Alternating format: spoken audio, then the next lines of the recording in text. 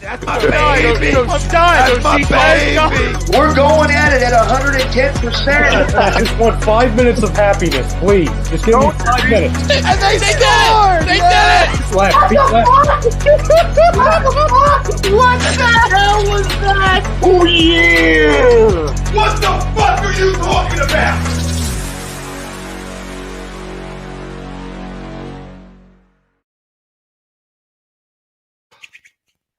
What is up, fam? We are back for another episode of the Weekly Roundup. Different time this week. Mr. Burr has some plans this afternoon, so gonna move things up, move things around. Gotta make things happen. Obviously, Some plans. You make it sound like I gotta go to somebody's wedding or something. Like, yeah, bro, I'm going to tell the people the truth. I'm gonna be at the Phillies Blue Jays game tonight. We got Nola on the bump. I'm excited. It was either today or tomorrow, and I didn't want to watch Chase Anderson pitch, just like nobody else does. Right? So it had to be tonight with Nola on the bump. So that's why we had to move the show up. Don't lie to the people. You know, give them something. I didn't lie to them. I just didn't get a chance to tell them yet. You're overly excited. So Phillies live streams. I mean, hey, you never know what could happen. We could pop up with some A2D live streams from the Phillies game later. You know. Who knows, my friend? Especially because we're not on at that time, so obviously you can have some fun and do a little damage there. You always like to say how much how full of shenanigans, and you get me and Greg Milekovich in the same kind of like general vicinity of one another. There's a lot of shenanigans to go around. So absolutely. Absolutely. We're gonna have some fun this afternoon. We're gonna we'll talk some football to get your Eagles opinions, get your all your opinions for whoever your NFL team is. We'll talk a little NFL. Obviously, we're gonna talk some baseball. We're gonna talk some Sixers. Gonna be joined by newly signed Bellator lightweight Mr. Sean Felton Jr. SuperFly is going to be joining us on the 4 o'clock hour. So looking forward to hearing from him. Like I said, Sixers talk, Phillies talk. We're take some Eagles questions as well.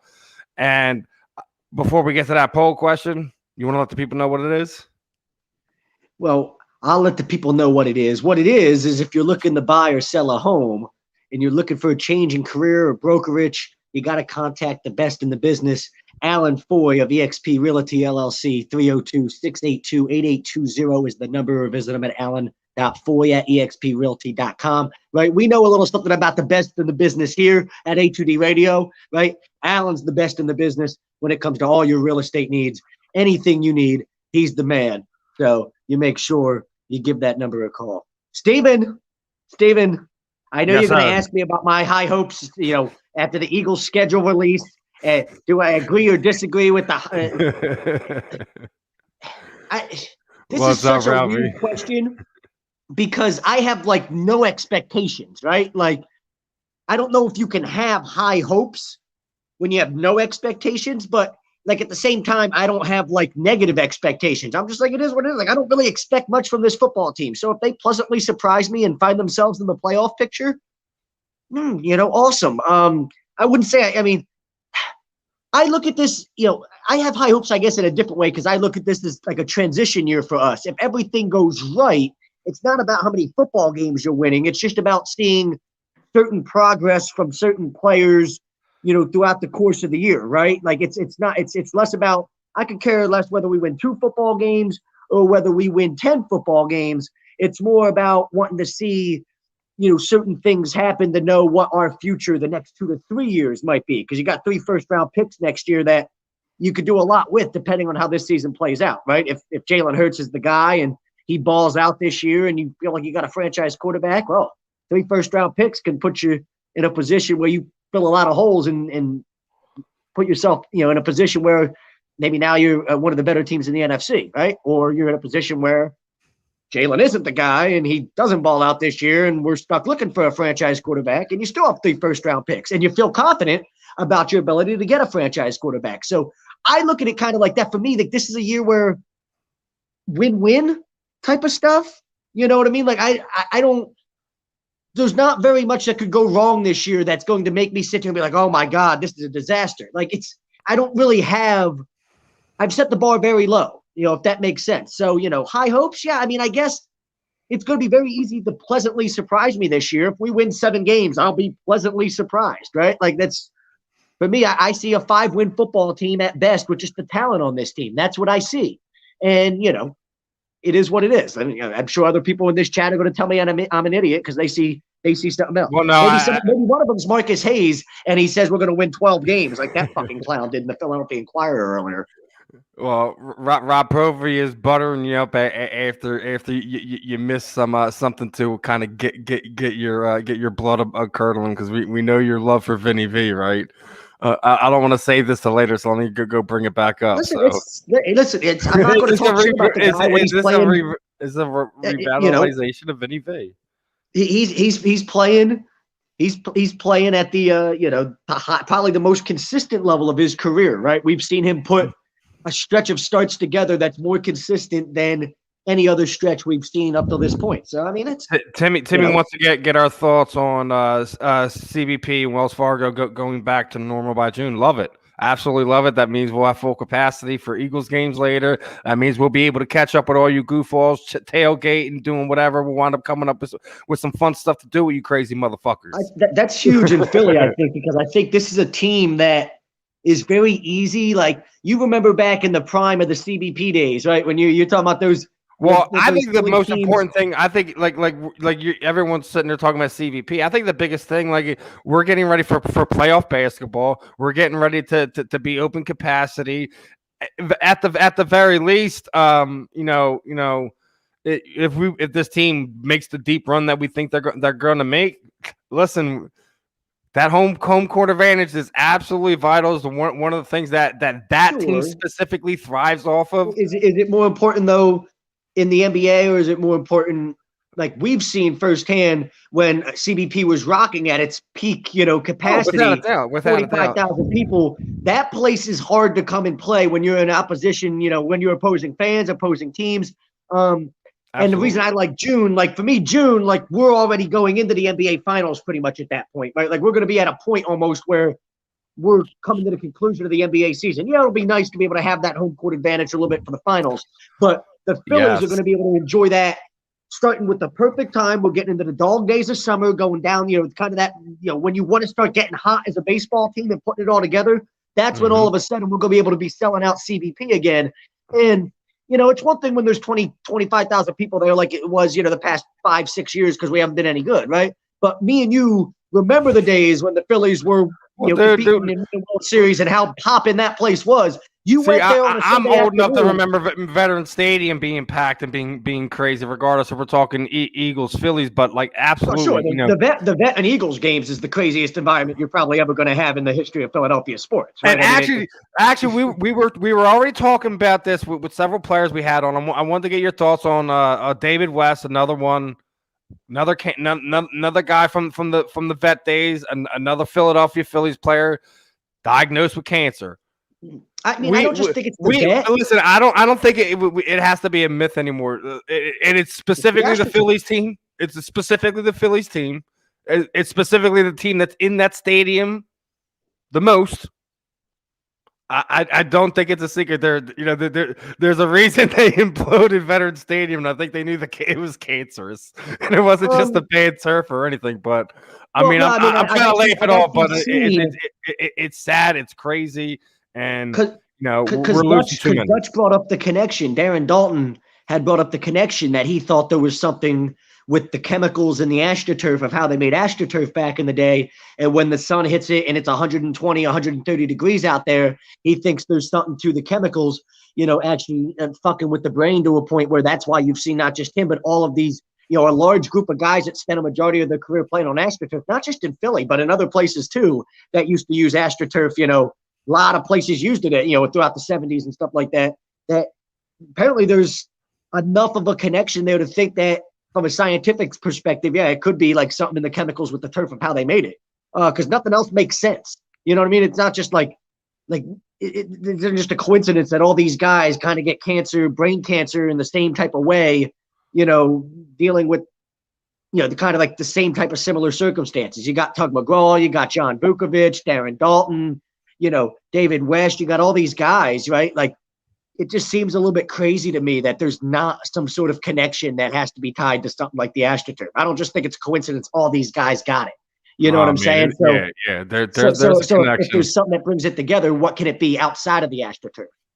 Okay, I don't want to get too far out of it. We'll have to come back to some baseball in a little bit. Jake's weighing in here way too early. Get our hopes up. I think we're already saying we already think the fans will help. All the teams.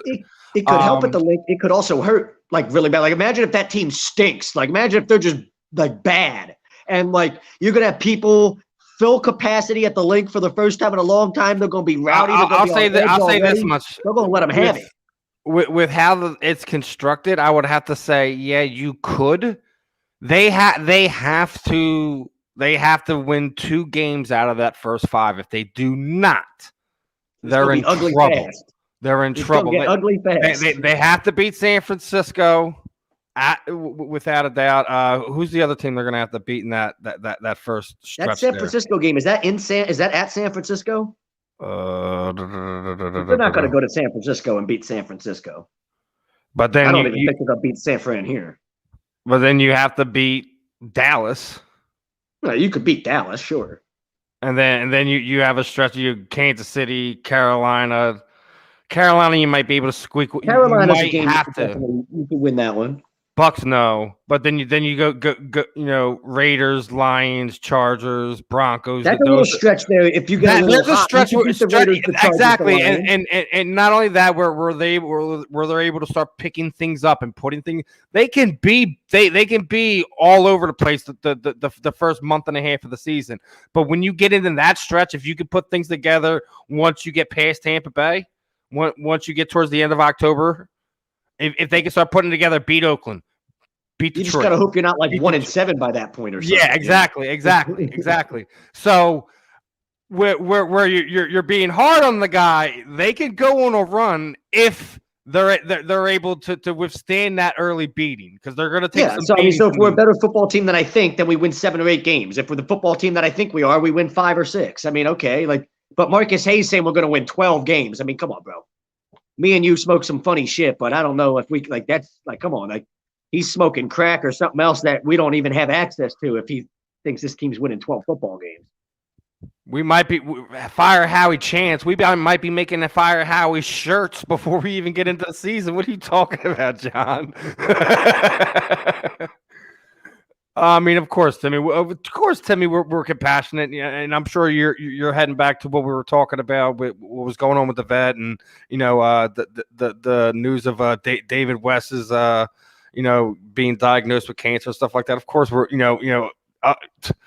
those are our guys, dude. We love them guys. So a lot of us guys are baseball guys here on A2D Radio. So of course we're going to be compassionate and we're going to have love from the guys. Compassionate. It is. I mean, of course you're compassionate. We've been compassionate with all these guys. I'm just a cause and effect guy. Like I like to know reasons behind things. Like I don't want to just hear, another Phillies player got cancer, and you just let me know, okay, just another one. Like no, to me it's not a coincidence. Like it upsets me that all these guys are getting it, and that there's possibly a link to all of it, and that maybe we're not. I don't think anyone's really pursuing it because I don't think anyone wants to kind of see where that goes. They don't open that can of worms. Nobody wants to open that can of worms. Exactly. You're on point with that one, brother. Because if they find something, what you get is you get a lawsuit like the NFL had on them for CTE, right? And nobody wants to open up a can of worms where maybe you're getting a lawsuit against teams because they all had access to AstroTurf for 30 plus years and shit. There's going to be a lot of guys like that. You know what I mean? Not just players, managers, trainers. You're going to run into a whole lot of that. But again, back to this Eagles team. Like I said, if they get hot there, but then not only that, when you go into, like I said, the end of it, you go back to the East Coast and winnable games. All right, like then after you get to the Broncos, that Saints game, I don't see a W there, regardless of if Drew Brees is there or not. We'll have to see how that goes. They still have guys on that team that can. That I still think they're a playoff team, regardless of who's behind center right now. And Jameis Winston could be the quarterback by that time. I mean, think about it. Like if Taysom struggles early in the year, they have Jameis there. Like you're not just going to squander in mediocrity if you're the Saints. Then Giants, Jets, Washington Giants, Washington Cowboys, like that. I mean, that's still we're still acting like Washington's a really good football team. The Giants are much improved. Dallas is always going to be tough. And it's not like the Jets are like, it's not like they stink anymore. You know what I mean? Like it's, they're going in the right direction. I don't want we're not. They still don't have anyone to protect the quarterback. Yeah, like we're gonna. They still don't have anyone to protect the quarterback. The Jets, like you know what I'm saying? Like we're not that good of a football team. I would think we should be able to beat the Jets, but like you can't just be, oh, that's a W right there. Like, is it? Mm-hmm. You get fucking smoked in that game. That's the Fire Howie game. That's the game that breaks the camel's back. Get smoked by like 20 by the Jets. All right. You really think that like listen, we don't have high expectations for this one, but that's a rough one, bro. You think that's gonna be what are some of the matchups that you see early on that are gonna be fun? Obviously, Brady makes his return in New England. I think it's like sometime in October. Pats host the Buccaneers. I think that's gonna be a primetime game. That should be quite interesting to watch, right? Well, yeah, I would think. It's the ticket prices for that game were fucking ridiculous. But what are you gonna do? I'm not trying to buy tickets, so $1,500 tickets and shit like that. The average ticket price for that game. Get the hell out of here. One of our Thanksgiving games is Buffalo and the Saints. Are you excited for that one? You're talking about your partner in crime. There he is.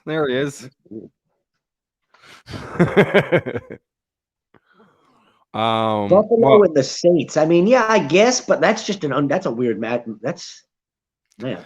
That doesn't make sense there right anymore. Like you don't have the Breeze isn't there, so why is that fun? Yeah, Greg is rough on him right now. He's got him 6 wins. I'm with Greg. I mean, I don't see more than 6 wins. I really don't. Like, and I don't think that's like insulting this football team. I just think when you look at this team, like, yeah, but we still don't know. I've got 12 wins. Like, are you fucking smoking? Like, did you mix some crack and some meth together? I'm not nowhere near 12. I think they could still have 9 wins. 9 wins. You see 9 wins, Steven. Like I said, listen, that is completely going off the basis of them running on that street through October and November. Yeah, but that's only 3 games there. Those are like those 3 games that we talked about, and even those games, like you realistically could lose like one of those. Like those are like the 3. Stands out here with some 9 wins. What's that? Stands in here with some 9 wins. Like I said, it's really up into that 4 or 5 game stretch right there. We're not talent. I mean, we're just not good. All of our talent is young, and we're hoping that it progresses. Yes. We're literally counting on all the old heads to come back, and again, for like the 3rd straight year, the Jason Kelce's of the world, and the Brandon Grahams of the world, and the Derek Barnett's of the world to step up and be like, oh, we need to get a lot out of them. And then, they're banged up. They're hurt. Do you really have any expectations at Derek Barnett at this point in time? Honestly, you just name drop him. Like, so. You know what I'm saying? Like this team is last year. There's one difference in this team. One difference, and that's Devontae Smith. That's the one difference. You got a legitimate outside playmaker. Outside of that, the team is still not good. And we're probably even worse from a talent perspective. We don't even know who our other starting cornerback's going to be, and we're over here trying to say that this team's going to have a winning record. Like, this is what annoys me. Like, I get people wanting to be like optimistic because we have the extra game this season. So is it a winning record? Barely. Like, come on. Like you're acting like I'm like 9 wins. I think that's insane. And yes, again, the ceiling. Yes, the ceiling. Even if Jalen Hurts is good, I don't even know if we can win 9 games. Like, seriously.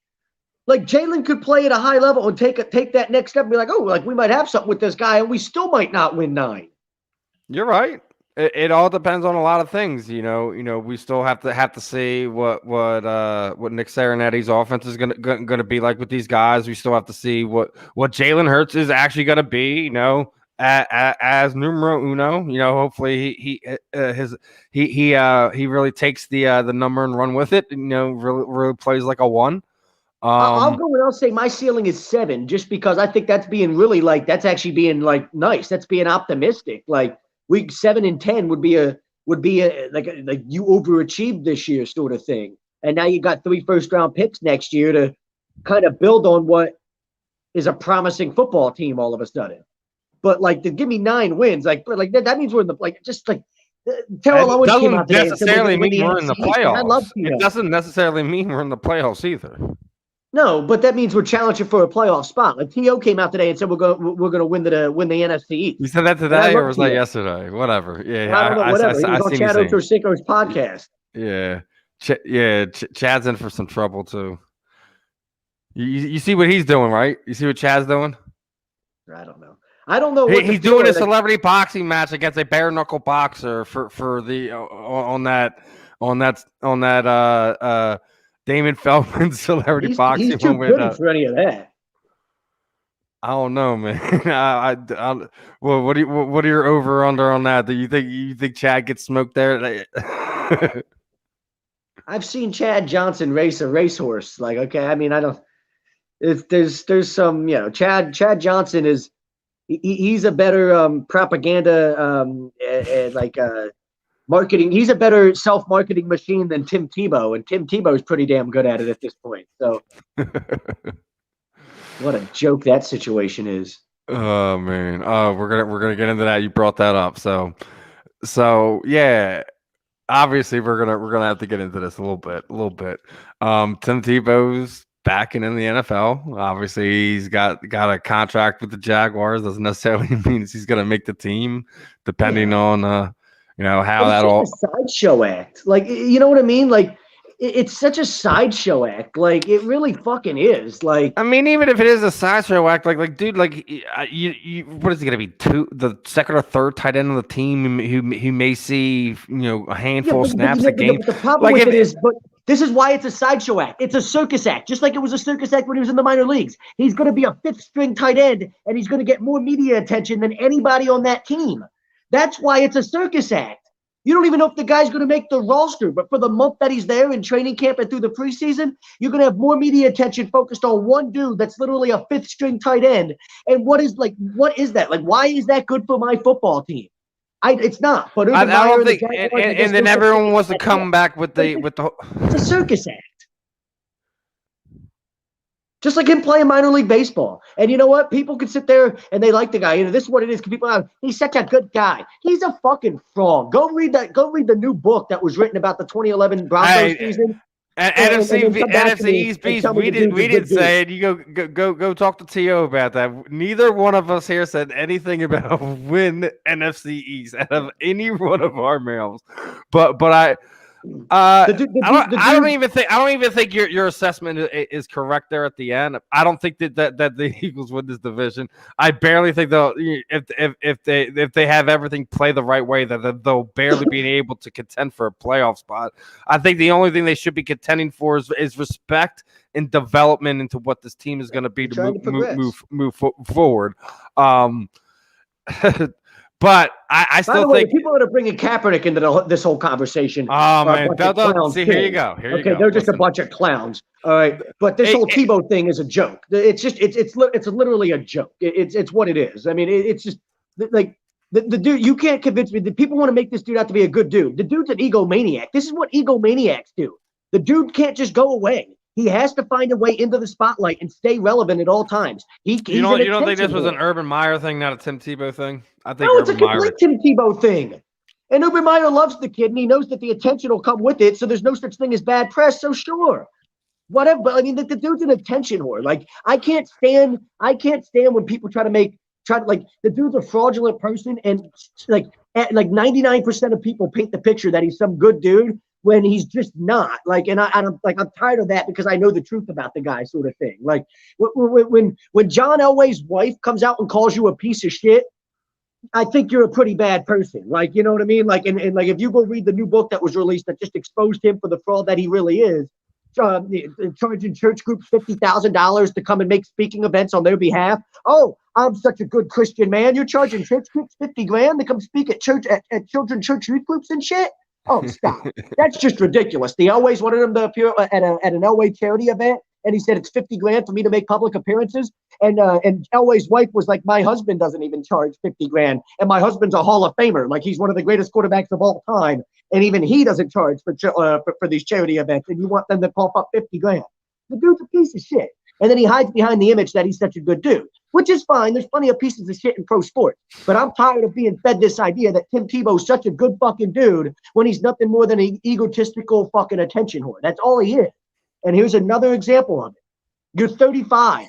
Just go fucking retire. Go fucking work for the SEC network. If you really wanted to play pro football that bad, you could have switched to tight end 10 years ago and extended your fucking NFL career. But you didn't do that because you're an egomaniac. And the ego wouldn't let you do that. But now, just to stay relevant, we'll do whatever we need to do. I can read Tim Tebow like a fucking book, bro. Okay? Tim Tebow is a fucking joke. And I'm glad Greg McElroy came out and called him out today. You heard McElroy come out and say that from Alabama quarterback that played with him with the Jets? He said, newsflash, he said, when we had him with the Jets in 2013, we tried to do this where they tried to convert him. They tried to convert him to tight end then, and he was so bad at it. He stunk so bad. That's how he ended up out of pro football and ended up playing in the minor leagues. And now he thinks 7 years later that somehow he's going to convert the tight end successfully. Yeah, I'm so glad that people are finally calling him out for the fraud that he is. I'm with it with the fact that it's a sideshow. He's not going to be anything. I don't know if it'll take anything away from the team, but it's media. We'll see. Week one for the matter. So in that sense, it won't. Right. We'll come back to this one in a second. Obviously, we got some stuff going on here in the chat and NFC East Beast again. You know, do we think the Eagles and Jets game will be the basement bowl? Again, if you missed it right before you hopped on here, I think Zach already said that, you know, we don't really think that they're a bad team. They're kind of with us, they're kind of going in the right direction. We'll have to see. Both bad football teams. but even, you know, I haven't completely looked at the Jets schedule, so I can't sit there and say what they're going to be looking at. Obviously, you know, that AFC East is still fairly tough. You know, the Bills are definitely kind of the class right now. We have to still see what happens with the Patriots bounce back this year or not. You got to see what Zach Wilson is for the Jets too. I mean, that's going to be a big thing. You know what I mean? If the kid's a stud, you know, he elevates them right away, and you know things look a little promising for them. And you know, you saw what happened when you got a bad football team with a good young stud quarterback. We ran into that early in the year last year with Cincinnati, right? And we saw what happened. And you know, and right before you came on, me and Zach were talking about they have a stretch there right towards the end of October, right before they get to that Jets game where they could technically not be in the basement, but they could find themselves, you know, second or third in their division, depending how things wind up playing out, depending how they play in the beginning of the season. Could be a basement bowl, could be two teams that just fighting for respect at that point in time. We don't know. We'll have to see what goes when it gets in there. We got Blue City Empire Sports with the Eagles and Giants. Who we got? I think me and Zach are both under the impression the Giants are a better team. Could be slightly better than we are right now. The upside is always you know what Jalen Hurts could be that this season. And we still have to know what the Eagles are going to be on defense. We haven't seen a second of anything. All we're doing is going off of conjectures and what we have a feel for this team. They were terrible last season. They were hurt. They were hurt last season. But we have new coaching staff, new schemes. So for any of us to kind of giving you real feel on what this is, we're just giving you our guesses at this point in time. It's all just for fun. It's all just for talk. So. I mean, I always feel that the Giants-Eagles rivalry is kind of more heated. I kind of feel this is going to be a split. Each team winning at home. It's just my feel how this series will play out this season. You want to weigh in on that one, brother?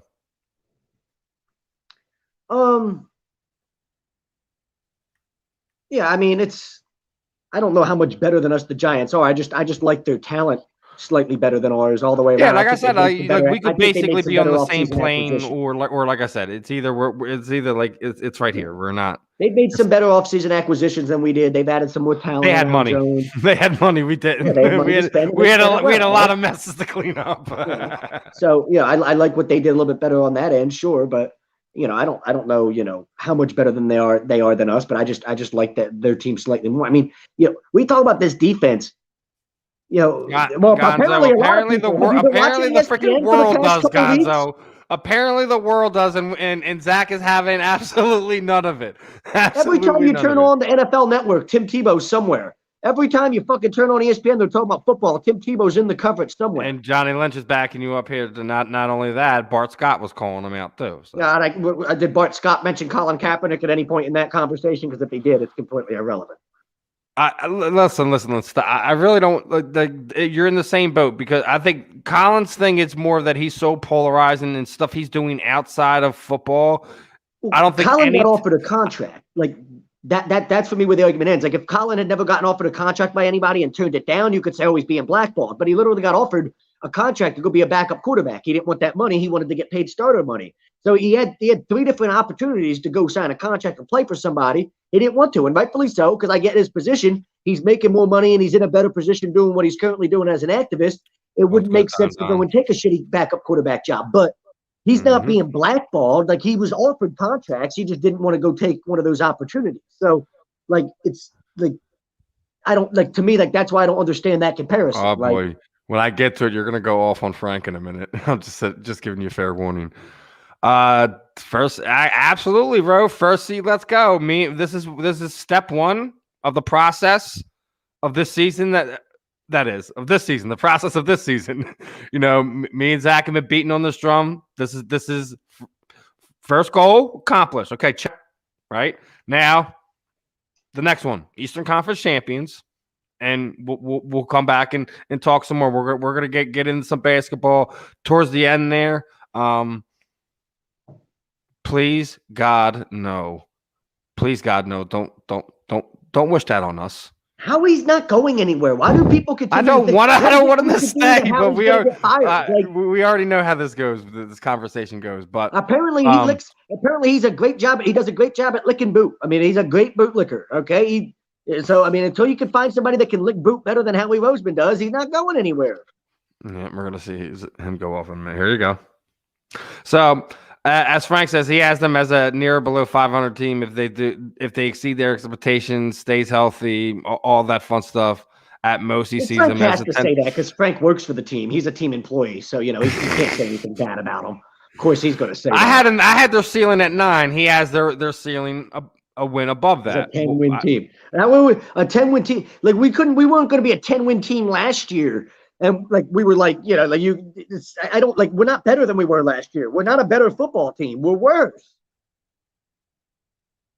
You can say we're worse by design because we are. Like we NFC East Beast is chiming back in here. NFC East Beast has something to say. You know what he see with the Eagles is unproven coaching staff, unproven quarterback, old, often injured offensive line. It's old.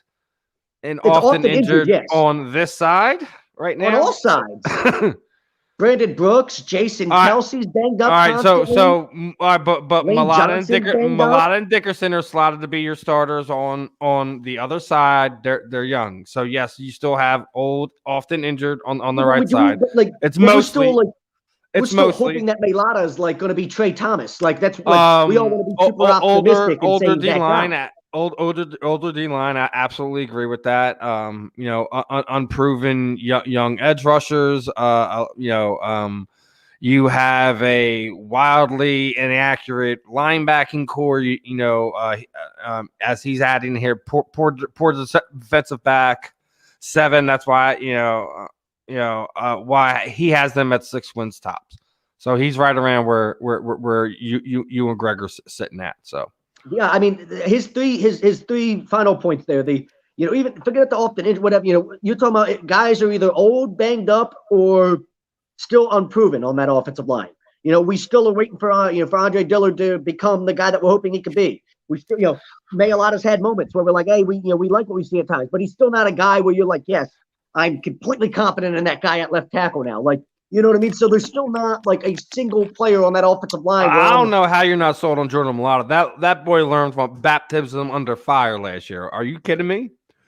Different quarterback changes, different styles, everything that was going around. He's gone. He went from the right side to the left side. Like, are you serious? You're not sold on Jordan Mulata yet? Yeah, he looks really, really good. And then he had moments where you're like, yeah, that's still not good. Okay, he's 3 years into learning football. You're being a praise cat. The guy looked good at times. Okay, good for him. He's not Trey Thomas. And you're sitting here talking. Okay, did I sit there and say, like, okay, let's put him in Canton? I just sit there and say, how are you not sold on him being because you can't be sold on the guy. He looked good. Oh, being your starter? I'll take him over I'll take him over Andre Taylor any day. Stop it, Zach. Stop it. I'm not no, you stop it. I'm not calling him a freaking Pro Bowler fallback, bro. Relax. Well, then if you're not saying so, that we don't, I'm not sold. I'm not sold on him being my starting left tackle by 2022. No, I'm not. I'm not sold on that. He has to play good this year for me to be sold on him being okay. But that's where we're at. We're half the guys on the roster.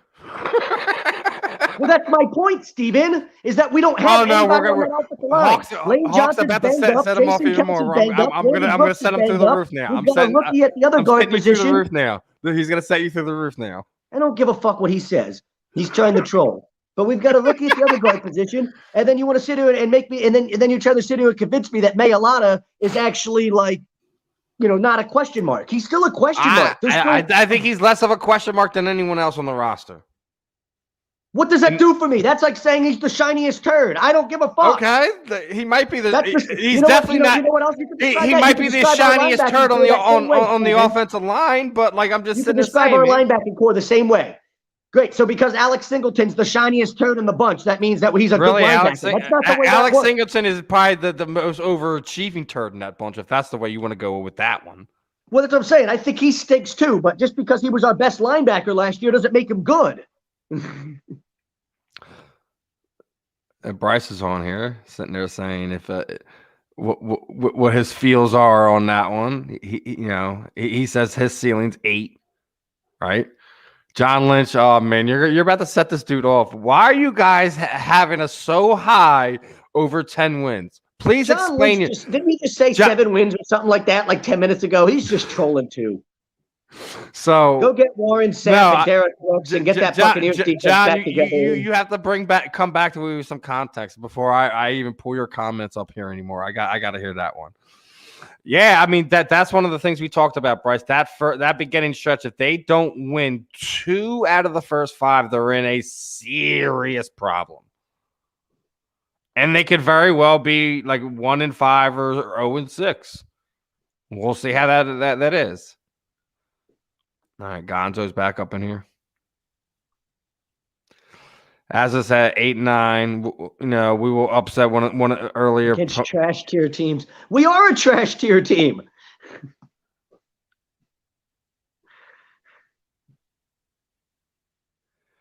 If we go 2-4 in the division, bro, how the fuck are we winning 9 games? No, you have to flip that. You would have to go 2-4 in the division. You'd have to go 4-2 in the division, yeah. You'd have to have a winning record in the division if you were going to get the 9 wins. You're gonna have to flip that. And then go back to the previous person's comments where the rest of the division would have to be absolutely putrid, which I don't think is going to happen. I think actually Washington should be, around where I'm saying the Eagles' ceiling is. If they've got Fitzpatrick at quarterback this year and he stays healthy the whole year, they should be better than they were last year. Yeah, and which I feel should put them at anywhere between 9, 10, maybe 11 wins, depending on how they want to play. Like that. Dallas could be anywhere from 8 to 10. The Giants could be from 8 to 10. And yet you're supposed to tell me that somehow I'm going to be in that same conversation. I think we're a tier below those two. So Ref Taco says 10-7, beat New York, Washington, won Dallas. He has us beating the Falcons. He has us beating Washington once, beating Dallas twice, beating the Falcons, Raiders, Panthers, Broncos, Jets, and Lions. So he's got us winning 4? The Jets, Washington. So he's got us winning 4 divisional games. He has us beating both the Dallas games, which is not happening. Yeah, I don't see that. I mean, if that happens, yeah, you've got to. If you then he has Falcons, Raiders, Panthers, Broncos. Well, I don't think we're beating the Falcons. How are we beating the Falcons? Dude, we got enough. The Falcons have like 15 offensive weapons. I mean, we don't even know who our second starting quarterback is going to be. And you're going to try to convince me we're going to beat the Falcons? And Bryce over here was probably laughing at me and you going off about Mulata because it was like a little bit far behind. All right, here we go. What does Ref Taco says? Yeah, I'm with you. He could be He's average. but That's where he is right now. If he's average, Stephen, what am I getting excited about? An average football player? Stop it. I'm not telling you to get excited about it. I'm just telling you he's less if of he's average, Stephen, then he's not. That means that he shouldn't be on my roster in 2 years. If he's average, I don't want him on my roster in 2022. Oh, okay, he's average for a guy who's been playing football for 3 years. Stop playing with me. And he's coming up on a point where you've either got to re-sign him on an extension, or he's going to walk in it free agency. Who cares this year? Well, I mean, we should care this year because it determines if we continue to go to be basement dwellers and stop being a middle tier team, or are we beginning to ascend? So actually, we should care what this team is this year. Yeah, a lot of things could happen with the way this year plays out. I don't think any of the situations end with us being a good football team, though. I think you're talking about, here's our range. We're either we're going from a very bad football team to an average football team at best, right? And I don't even think that's an it. So an average football team, wins 8 games in today's NFL? You'll be like 8 and 9. That's an average football team, right?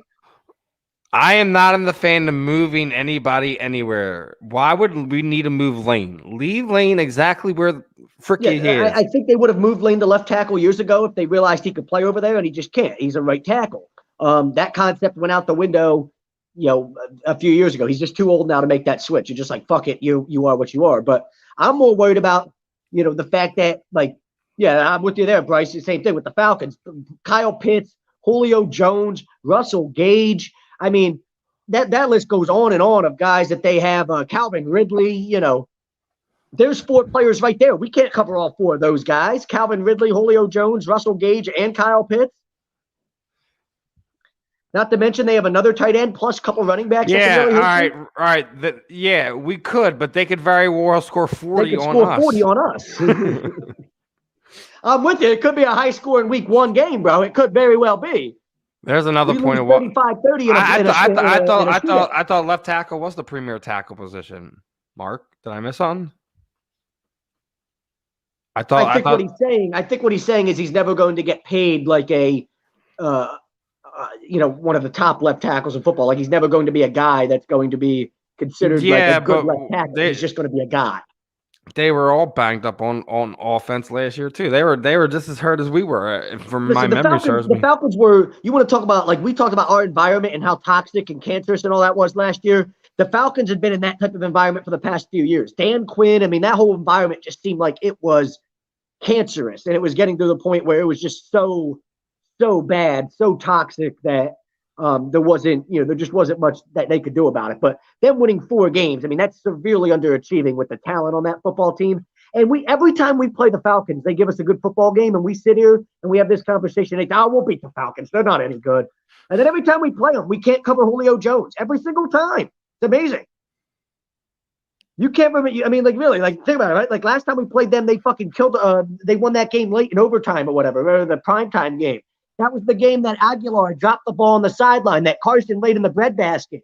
Oh my God, we would have won. We would have won in regulation. It was like the 3rd game of 2019 or something. Wasn't that the one where Mills had that insane breakup on Julio, and then they came back and wound up beating us anyways? Is that the same game I'm thinking about? Screen pass in overtime. The screen pass to Julio Jones in overtime. But yeah, but the big play on for us in that game, we could have won in regulation. That was when just the start of all the Aguilar headaches that got him run out of town. Carson made a perfect throw, probably the prettiest ball I've ever seen him throw in an Eagles uniform. That actually would have made more sense for us to play the Colts this year, but I think because the way it worked out matchup wise, that we'll probably see them next year, probably. Well, maybe not, because I actually think they're going to win their division again, and they'll be in the playoffs. I'm not sure. They'll probably be like a 3 seed or something like that again. I think people should put some early Super Bowl money on Indianapolis. I know some. Well, I know I got quite a few buddies down here in Florida that they bet on sports for a living, and they've told me they've already put some money on Indy as a Super Bowl bet, just because it all makes sense from the odds that are, Indy's current odds compared to if you throw $100 down on them at those odds, what the payout could end up being. But yeah, I mean, I guess what people that like that kind of side of it that bet on football and shit a lot, what they're telling me is, look at how good Indy was last year. They were already a playoff team, and they literally had the corpse of Phillip Rivers, under center. You know, it wasn't even like, you know, a good Phillip Rivers anymore. It was like the ghost of Phillip Rivers. And, you know, you could be that good of a football team with that guy at your quarterback. I think the consensus is that they should be a better football team with Carson. And, you know, well, we'll find out. I think, you know, I think, right? Like I'm not going to argue with Vegas when it comes to this shit because Vegas always seems they were already a good football team last year. Yeah. You put Carson Wentz in that situation, you get him out of here. He has a significantly better offensive line. I think he has a better defense. They played the Ravens on Monday Night Football. I think October 11th. I think they're on prime time four times this year. So we'll Vegas find out. Vegas obviously thinks they're going to be a really good football team. They're on prime time 4 different times. Mm-hmm. So what happens when they think you're going to be a great football team. Listen, but they still have to deal with the Titans. They haven't been able to figure out that puzzle. The question is, can Carson Wentz beat that team? But I mean, they had some good matchups, you know, going back and forth with each other last year. Yeah, I think the team that's really going to take that, you know, the Texans don't have Deshaun Watson, right? So I mean, really, that's going to be a 2-team division this year. It's going to be Indy. It's going to be Tennessee. That's what I'm saying. Like, if you look at it, they could be a 3 seed. It all depends on what happens. But I think it literally that's who I think you're going to be battling between the 2 and 3 seed is going to be the Titans and the Colts this year. Indy could be a 3 seed. Indy could be the best team in the AFC. I mean, like it's not crazy to think that they could win 13 games or 14 games and be like, that's not nuts. You know, it's not nuts to think Kansas City gets banged up in a couple different spots. The offensive line, obviously, still a big question mark, right? Like, it's not crazy. I'm with you. I think it's more realistic to say they're probably closer to a 2 or a 3 seed. But, you know, how many years in a row in the AFC has Kansas City been the best team in the AFC? How many years does that continue? You know, it's always, you know, it's too easy of a pick every single year to keep saying Kansas City's going to be the best team in the AFC. You know, if there's a team that could be slightly better than them this year, could Cleveland take that next step? Maybe. They've got Cleveland, better, right? I mean, you would have to think this would probably be the year that Cleveland would have to do it. You know, Cleveland's a better it looks like people are starting to figure out and catch up what Lamar Jackson and the Ravens are doing right now. So if you're a Browns fan, you're like I said, like now's the time. You know, the Steelers are kind of in flux. The Bengals still really quiet, ain't there? So they're still not good. You know, the Steelers are going to take that step back, and Baltimore is your team that you're like, if we can figure out how to beat Baltimore, all of a sudden you're making some noise in that conference. You know. But yeah, I mean, I think top to bottom, when I look like, you know, Kansas City obviously has Mahomes, real sexy, right? Baltimore has Lamar Jackson. There's a lot of sexy things as far as Baltimore teams go. You know, the Baltimore team goes. Cleveland, you've got Baker Mayfield, you've got OBJ, you've got all those personalities, right? They're kind of fun, right? But when you look at Indy, you know, Tennessee's very solid in the same way. And this is going back to my Mulata point. You know, you could sit there and say he's average. He's only, you know, top 10, he's getting his money regardless of where he goes. He's not going. Well, okay, he's not getting that money here, so good for him. Go get overpaid somewhere else. And Bryce is what you. I think he is going to ball this year, Bryce. But yeah, that remains to be seen with all of it. But. Yeah, I'm just saying. I think J Mar's with us. That listen, that they get through that first half. That middle half could be very kind to them, and we still have to see how that'll play out. We also don't know how good those teams are going to be, though, right? The Raiders could be a better football team. The Lions could be pretty decent. We don't know any of that, right? All right. Like, so I was right. I was right. We do play them next year. There you go. You know, but if you look top to bottom in the AFC, I think Indy and Tennessee have the 2 most solid teams. Like, there's maybe not anything sexy about them, but they're solid on both sides of the football. Listen, imagining this Eagles team anywhere near a Super Bowl at this point in time is laughable. Is absolutely laughable. I love my team, and I'll be a homer through and through. But like, yo, there's times to be real about things, and let's be real, that's not happening. All right, Beast, you go feed them before them kids get hurt. We need to make sure them kids are all right, man. Go feed the Beast. Now, what Carson's going to really benefit from in Indy is something that he didn't benefit from here, and the fact that they'll actually run the football. And they've got a couple different running backs there that Jonathan Taylor, you know, the guy obviously from Wisconsin they drafted last year, right? And then you've got Nyheim Hines there. That's also a really good running back that, you know, and they commit to it. They stay committed to it. They use their running backs in their offense, you know, which is something that Doug just didn't do, you know, enough of. He didn't stay committed to it. Times when you needed the help, Carson was doing it. They didn't do it, right? I think everything that they can do to help Carson, as far as the things that he needs, the things that they need to do for him to play at a high level. I didn't think it was I think he's laughable. gonna I do thought it. it was a perfect storm, Brian. Literally, we had a perfect storm. If you think about it, the season before we were like 6-11, right? Or 7-9, something like that. We were 7-9. So if you think about it, we had one of those schedules that kind of played into what was playing out. And how everything worked that year, everyone was terrible. How it played out. I think I think it was the Rams game that was tough. Obviously, where we lost Carson. Well, think about how lucky, like everything you talk about the perfect storm. Think about the things that happened just in the playoffs alone. That kind of I didn't think it was together. laughable. We were in the bowl. I just thought it was laughable how everything played out.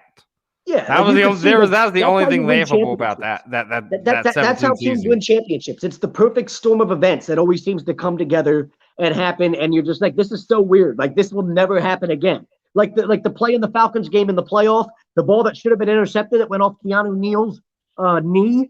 Remember, it went off his knee, and Torrey Smith caught it downfield. You're like, like you could consider that a turnover. Like, the ball's like it's just like it's fluttering in the air. Like, it's got no chance to not be anything but picked off, and somehow goes through the safety's hands, bounces off his knee, and ends up in the arms of Torrey Smith.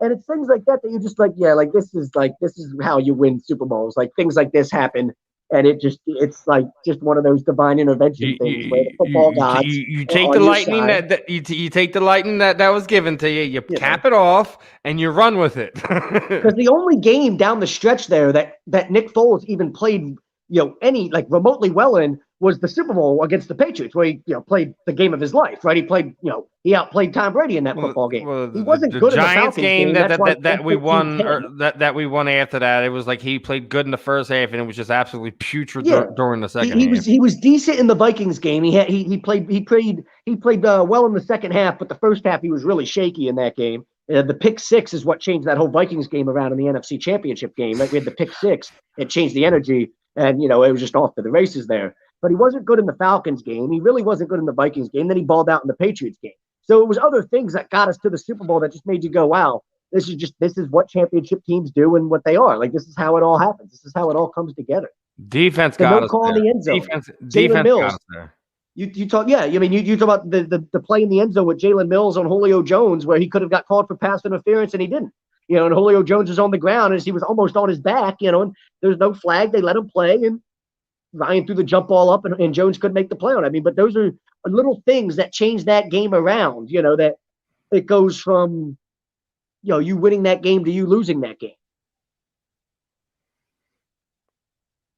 I thought I'd throw this up for you. You enjoy this one.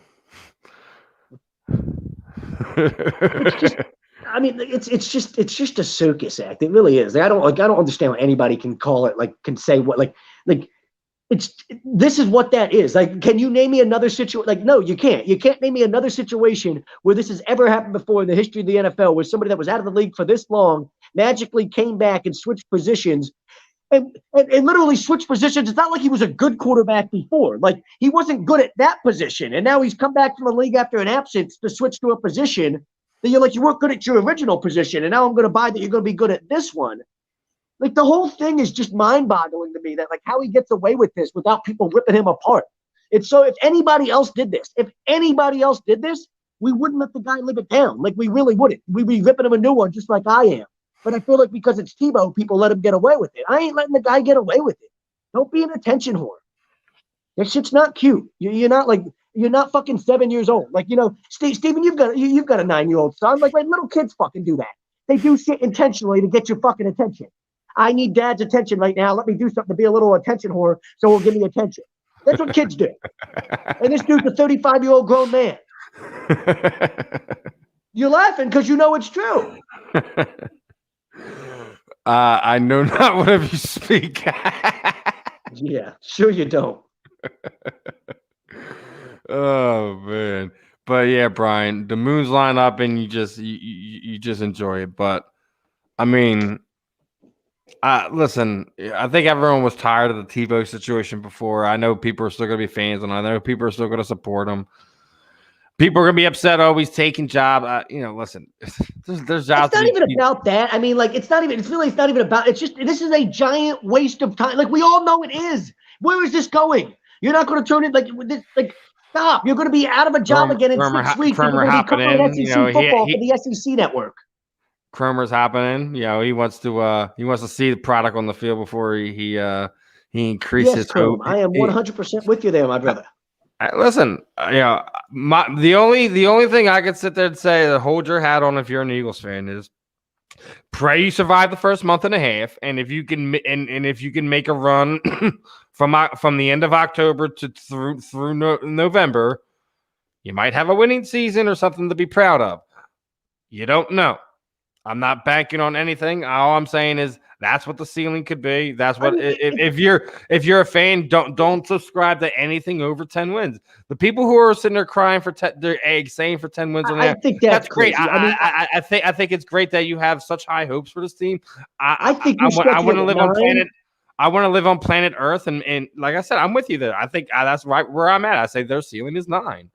I think that's stretching it, but I don't think 8. Like, I think now we're not that far off, is what that means, though. You know what I mean? If you're going 9, and I'm saying best case scenario 8, like, we're not that far off. But to me, that's being a little bit more of a homer than I want to. Like, that's just realistically, you can't. And obviously, in Eagles fans, we've got some that are a little bit more on the optimistic side of that fan base. A little bit, some guys that are a little bit more Negadelphia, and they're constantly negative, right? And they're narcissists about it.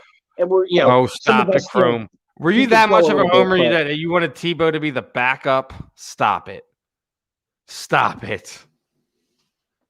And even so, Chrome, I mean, that was like, what, 5 years ago at this point? Like, how long ago was that? You know what I'm saying? Like, but even that, that's ridiculous. Yeah, that's just – the dude's not good. He's got like a 47% career completion percentage.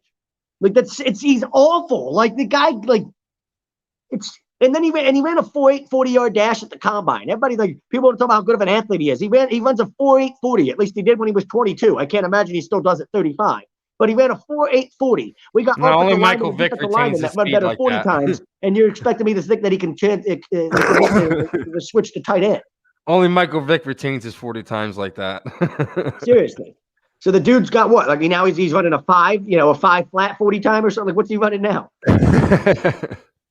You go play tight end, bro? You go get chased down by the 350-pound defensive lineman. When Vince Wilfork can run faster than you in a straight line. Can we get off Tebow? I mean, let's get back to some baseball. You see how it engages people, though. You see how people look. See, everybody comes at you. Either love Tebow or you hate him. There is not anybody that's like, who cares about him? Like, everybody seems to care about the guy one way or the other. I don't. I literally don't either, but I have to because it gets shoved down my throat. You know what I'm saying? So I have to care about the idea that the media just won't let him go away. And then every time they're like, oh, okay, Tebow's retired from baseball. He finds a way like this to get back in my life. I don't need him in my life. Get out. There's the fucking door. In 6 weeks, when you're out of a job, and by the week 2 of the NFL season, you're covering the SEC network again, and you're covering the Gators. So Brian said I'm ready. I refuse to believe we can do any worse than last year. You would think. 5 wins is better than last year. So, hey. Well, what you believe and what actually is truth are 2 different things, Brian. Don't rely on anything with this team yet. How many games did we win a year ago? Was it 4? Did we? Was it 4? I think it was 4. I think we were 4-11-1, wasn't it? Yeah. The tank was in. Let's be honest. The tank was in. He said I'll take 5. Are you talking about the food or wins? What are we talking about? Yeah, 5 what? 5 helpings of Tim Tebow? I'm not sure what you're talking about. We're going over an array of topics here. Felton should be joining us. Actually, I think he's getting his haircut. He just sent me a message. Jason was all right. I was like, yeah, you're good, brother. Don't worry about it. But live from the barber chair. Let's do it. We've had people we've interviewed people backstage. We've interviewed people in ditches after car accidents. We've interviewed people in all kinds of places. And yes, he said he was talking wins.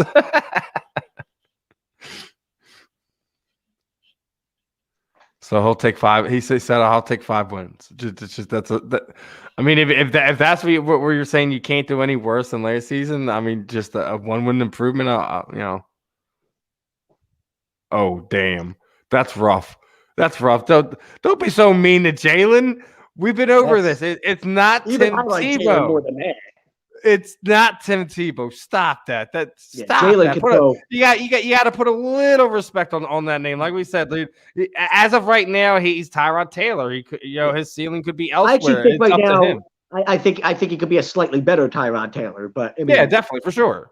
How good? Like, can you win consistently in this league with that guy? I don't think so. But doesn't make him a bad player. This is kind of the year that he'll stick have around to the do league it for a long time. He'll get his opportunities. I think this is the year he'll have to do it because last year was last year. You know, I think if he's going to take a step forward and grow, it's this year. And if you're going to try to make a run this, that they're saying you're gonna try to take and sneak on everybody. This is kind of one of those years. It was kind of one of those things that where you're talking about where they might be able to kind of steal a win or two here or there. So you never know what's gonna want to play with that one, but. And of course, Don had to pop in. He cannot wait for the Eagles Lions game. Why? What do you can't wait for? The beating or the beating you're going to put on us? I'm curious, Don. I'll tell you what, Jared Goff always seems to find a way to kick our ass, doesn't he? Yeah, but let's switch gears real quick right here as our guest for the afternoon has just popped in the back here. Getting ready to make his Bellator debut, my good friend over here, Mr. Sean SuperFly Felton. How are we doing, my friend? Getting the buzz cut? What's going on, y'all? Thank you for getting having me, up? baby. Getting lined up, brother? Lined up at one of my spots Look right fresh. here. I'm with you. Fade Factory. What's up, my brother? We live, baby. We live, baby. That's how you do it, man. Feel good, look good, fight good, baby. Exactly. You know, first and foremost, man, appreciate the time. You're one of these guys I've been following. Regional scene quite some time. Grinding, putting that work in, man. So obviously you new here. So kind of give everyone a kind of the 411 on you, man. Like who you are, where you're from, how you got into the game, and how did we get to this point, man? Yeah, I got you. So yeah, Sean SuperFly Felton. I'm from Buffalo, New York. Fighting out of WNY MMA, and honestly, man, I've been an athlete all my life since I've been about 5 years old. Played football for about 10 years, did track and field in college, played some other sports growing up in high school and stuff like that, and been a fan of the sport since about middle school. And after I was done with my collegiate career in college with track, lifting weights wasn't enough, so I was just like, man, I gotta do something. And I said if my mind and my body could uphold doing the sport, then I would give it all I got. And, 10 years later, here we are about to make that Bellator debut, baby. About to get that win in 6 days. Yeah, man. You're one of these guys, man. You spent basically your entire professional career like on this this regional circuit, king of the cage. That was kind of your home there. You're Yes, getting sir. getting ready to make that next step. Obviously, Bellator is doing a lot of big things. They've been doing a lot of big things in the past. Bellator kickboxing. They've been on so many different networks, Spike TV, CBS Sports. Here we are now on Showtime Sports. Obviously, Showtime is without a doubt the mecca of boxing. Anyone would tell you any different is lying to you. So, how fun do you think is of having that opportunity, being on that platform? Oh man, it's surreal, man. It's just like I almost can't believe it that I'm here. This is why I started the sport, to be performing at one of the top stages, and UFC and Bellator. Those are the top 2 stages right now, and they have been for the longest time. So it's just surreal, and I can't wait to put on a show, get that win, and just shock the world, because really pumping this dude hard. You know, Aviv real hard. Bellator's Yeah. pumping this guy Yeah, real hard. So. I looked at the press release and I look at they didn't even really have you on there. I'm like, wait a minute. I know Sean's coming on and he's supposed to be on this card. I don't see his name anywhere. I'm like, what's going on here? So yeah, no, it's all good because they're gonna know exactly who I am after I get done. Yeah, we were just talking to Steve Walker. He's like, they sleeping on me. That's why that's my nickname. When you look on his IG, that's what it is they sleeping on me. I was like, I love that, bro. Sleeping hard, baby. Yeah, man, they sleeping hard on them kids in that upper northeast corridor, man. Yeah, you come from a football background. You up there in New York, obviously. You know, we talk everything here on A2D Radio. How you feeling about your football team? Are you a Bills fan? I'm gonna have to say no, I'm not, man. Anyone who knows me, they know I'm a diehard Rams fan. St. Louis, LA, since I was about 5 years old, man. Oh, are you? I get a lot of heat. I get a lot of heat from that living out here too. Yeah. Oh, I'm sure being in Buffalo, they're like the Rams. How you become a Rams fan? Yeah, and I got Rams gear all day, every day. So you know. Yeah. So who was the guy that got you to be a Rams fan? Was it like Marshall Faulk, or was it the Greatest Show on Turf? Was that kind of what got you into them? Honestly, when I started playing football at the age of 5, and I saw the Rams on TV, and I fell in love with those blue and yellow colors, and it was a wrap. You know, ever since then. Honestly, like I didn't know much about the players back then. I was too little, but once I really started to understand it, when I started playing it. Falk, because we had just got him too. So it was Falk, Warner, because we did have Green and Torrey Holt back then too when I first started watching them. But Kevin Green, no, Marshall Falk for sure. Kevin Green is probably one of the wildest men in the NFL too. You like some of the older guys, or is it that Greatest Show on Turf is kind of really the guys you connected with and kind of grew that bond with your team? Yeah, man. When I was growing up, it was definitely started around when I started watching them. So I was born in 90. I started really when I first seen it was like 95, 96. Right when they were getting ready to change from that right when they changed from the gold and blue they kind of like changed it out in Royal Navy blue. They just switched from LA to St. Louis. They weren't even good yet, so people can't even accuse you of being a front runner. Like that was before Dick I know, man. Because they were trash until about like 98, 99. They were trash, and then they ended up winning the Super Bowl a few years later. And then the one reason I can connect with the Bills is because we were real trash for like 10 plus years around the same time the Bills weren't doing too hot. So that's why, like, when I see a real loyal Bills fan, I connect with them on that level because I've been through the good and the bad when it comes to the Rams, you know. So what do you think about this offseason's quarterback carousel change around there for your team? You know, what are you looking at? What are you thinking for this upcoming season? Honestly, I like it, man. I was a big Goff fan. He's just been too inconsistent over the past 2 years. But so you know, and time waits for no man. So we had to give him the boot, and I really do like Stafford a lot. So I think he's gonna be that extra oomph that we need to get us to the next level, and that's a Super Bowl. You think Stafford still has enough tread in the tires that he wasn't too run down there in Detroit to be able to get one for Aaron Donald and the boys? I really hope so. Hopefully, our offensive line can keep him healthy, and then we got a good running back. We got good wide receivers and tight ends, and keep that boy healthy. And I think he's going to do great things. I think his personality is what you guys need at the quarterback position more than anything else. Not that Goff. I don't want to say Goff was soft, but Stafford's just such a bulldog of a leader. Like I feel like he elevates his teammates around him to get to that level with him. 100%, I agree with that. Goff was just too, you know. I just don't think he had that dog in him, you know. Yes. Yeah, like there's you could tell when you talk to Matthew Stafford and you talk to like that's a leader, that's a man, that's a teammate. Like Jared Goff, it's like sometimes it takes a while for you to kind of develop into that role. Like Matt dealt with some tough times for a long time there in Detroit, and he weathered the storm. And nobody has a bad word to say about that dude, and that's something to be said. You know, nothing to take anything away from Jared Goff. It's just, you know, Matthew Stafford is you know. A lot of people kind of feel that regardless of his record or whatever like that, you look at his numbers that when everything's said and done, that he might have a jacket wait for him. Yeah, for sure. I just think there's levels to it, and we just had to level up on that quarterback situation. So now, speaking of leveling up, you're getting ready to level up in your own game here. Obviously the step up to Bellator. yes, They're like me and you are already talking about. They're hyping this kid up, and all that. What do you kind of try to do? You just trying to go in there and steal whatever thunder that they building up for this guy, and just hope to do away with the hype train, so to speak. yeah, man. I'll give Aviv a lot of credit, man. He definitely is a wizard on the ground.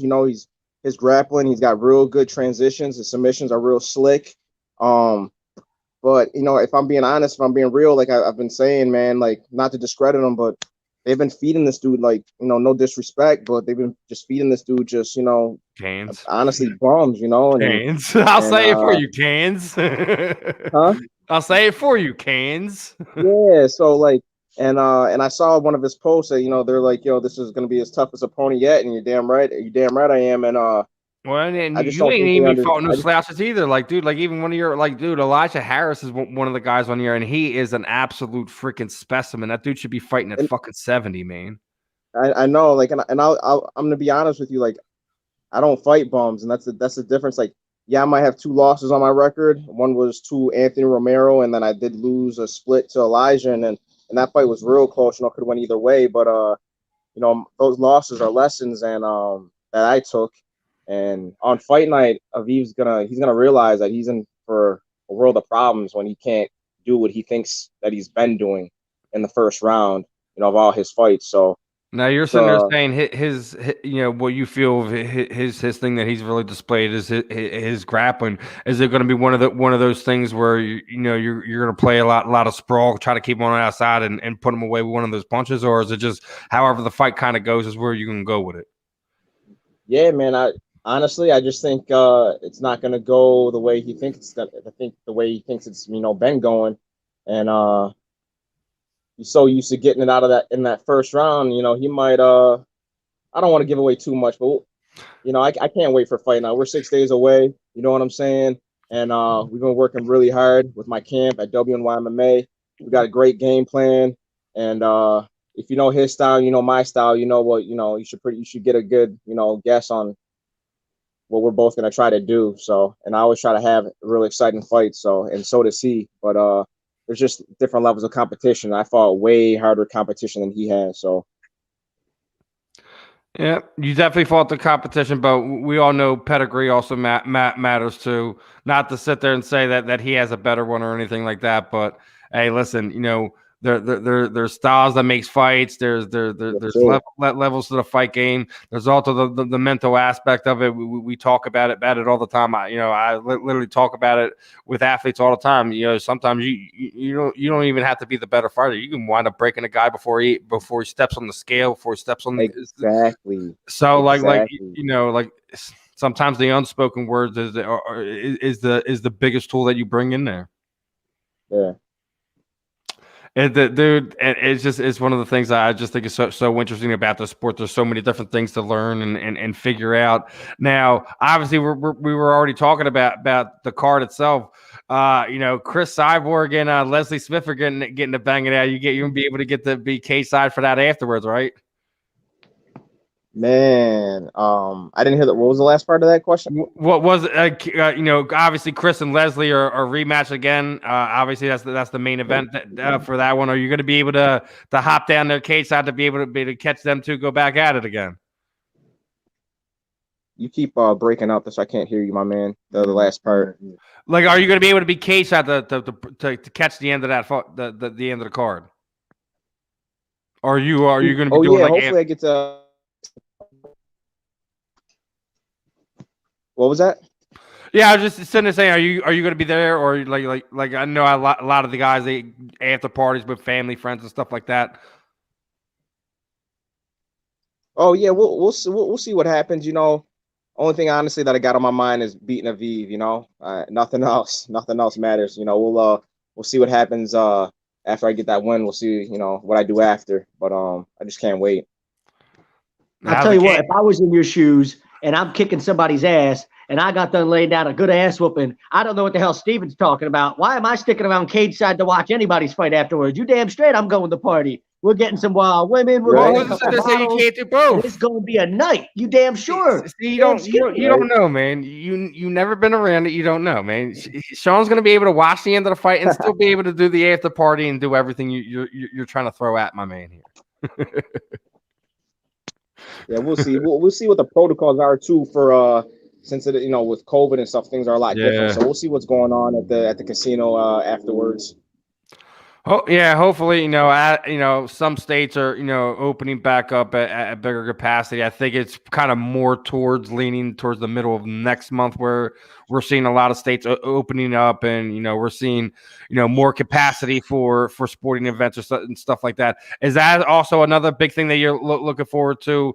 Getting the fans back in the crowd, something we were talking about here earlier. Obviously, Philadelphia obviously has a big home field advantage, no matter what, if we're talking about the court, the ice, or the field. What about you, man? Do you feel that having the energy of the crowd is definitely something that is missed, and that you're going to be looking to enjoy again once all the protocols are opened back up? Yeah, honestly, I'm kind of looking forward to not having any fans there, just because just that violence is going to be that much crazier. We're going to hear every little sound that happens in that cage that night. So I'm kind of looking forward to it, honestly. I am going to miss the fans and that energy, but it is what it is. It's a fight at the end of the day, so still the same to me. Now, obviously tonight, former Bellator lightweight champions got a big fight here in the UFC. Are you going to be rooting for Michael Chandler tonight, or are you team Brazil on this one? Honestly, I don't know who I'm rooting for, but I think Chandler's going to end up winning. Honestly, I think he's going to end up getting that win tonight by knockout or probably just getting I think it's funny. Like, I know Tony Ferguson's kind of upset, he didn't get the title fight, sitting there calling calling Chandler Dana White privilege and whatnot, but yeah. I gotta give him that, man. He always comes up with some great freaking lines. Like, everyone talks about Conor being a talker. Like, Tony Ferguson's got some lines, man. No, that was a classic line right there. That was hilarious that Tony said that. But no, I think Chandler's taking advantage of his opportunities, and he's definitely got the skills and the talent. He's people try to discredit him that he's in Bellator and he's not real, but that dude is real for sure. Okay, well, if that's the case, did he not beat Eddie Alvarez two out of the three times they fought, and Eddie was a UFC champion, and Eddie, exactly. I love Eddie. Eddie's my guy. I'm a Philly guy. I'll bleed for Eddie, but like, listen, Michael Chandler is amazing. He has amazing pedigree. He's so talented, and that's when they signed him in the UFC and he was taking on Dan Hooker. I was like, yo, he's about to sleep. I'm like, I felt bad for Dan, but because Dan's a nice guy, man. Dan's one of those nice guys. Yeah, man. Yeah, I think I had Dan on one of my older shows. I think he got mad at me when he was fighting Paul because like I was making a pun off the joke, and then next thing you know, I got blocked. I was like, no, I love Dan. Oh man, but yeah, man, he's one of those guys. When I seen that, I was like, oh no, that's not something I want to see. And then, sure enough, But honestly, I wish Khabib didn't retire, because I honestly wanted to see that matchup with Khabib and Chandler, man, because I think Chandler really does have really good wrestling, and could he stop Khabib? That's kind of, but he could stop him, I think. I don't, man. It's one of these things where I just think his grappling's too much. Like a lot of guys, I think like he just has too much pressure in grappling for guys. Like pressure. Remember, like early in his career, like when everyone thought like guys like Michael Johnson would be able to stop him, and like because he clipped them early in his fights. We found Khabib's weakness, and then next thing you know, Khabib leveled up 2 more levels. Ragdolled him. Rag level. I just wanted to see the matchup as like a fan, just wanted to see that that matchup, but I don't probably think never going to there's get that. anyone that Honestly. you can match. That I think that's why Khabib left. It's just like, who's there for me to fight? That's fun. There's no one. There's like, Nobody. so I think in reality, on top of the fact, with his father passing, and I think that's a big thing into it. When you have somebody that is so in tune with your career, and you guys are literally the same, like it's like literally you can't do one without the other. I think that last fight was even hard for him just to even take it, just because he wasn't there and just everything was different. Like sometimes there's nothing for him. His fire's gone. We may find in 2-3 years that someone will arise and be like, you know what, I want that fight. Exactly. That's probably the only chances of we seeing something like that. I don't think any like the Justin Gaethjes. I don't think the Michael Chandlers of the world really entices Khabib for anything. Yeah.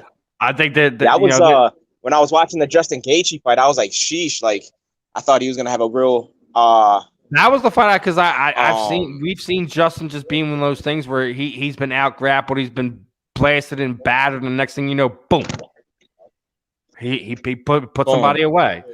And I didn't feel like he really had like no matter how deep his game, I didn't think he could find Khabib hold. I don't think there's any of the guys in it. Like some people are sitting there saying, oh well, Poirier is the uncrowned champion. I'm like, listen, there's no champion until we get until you see another dominant force like that again. Yeah. And you're one of these guys, and who fights in that weight class. You're hoping to kind of be like some of the new wave of what happens here in MMA. What are your kind of hopes for what your goals is? In Bellator, over the the next year or two. What do you try to see? Like, do you like arguments sake? You get past this guy. Like, are you want to take on the the pit bulls of the world, like, or do you want to move on from Bellator? Do you want to like you see a lot of these guys who do multiple sports, guys who want to win in multiple weight classes. What are some of your goals and aspirations inside of your combat sports career? Yeah, so I do have to say this. King of the Cage is I'm still linked with King of the Cage. I'm still signed with them. They're just under went under because of COVID. So when they, right now I'm with Bellator, and when I get this win in 6 days, we'll see what happens after that. Whether King of the Cage comes back, because I do have 2 fights under my contract with them. But if they don't come back, or when they come back, when I get this win in 6 days, King of the Cage has been around for so long. I mean, I know COVID was rough because but they were like the regional promotion that literally went all around the United States. For sure. So just one fight at a time. But yeah, like I was saying, get this win in 6 days when I do, and then we'll see what happens after that. If King of the Cage is back, then I'll finish my 2 fights with them.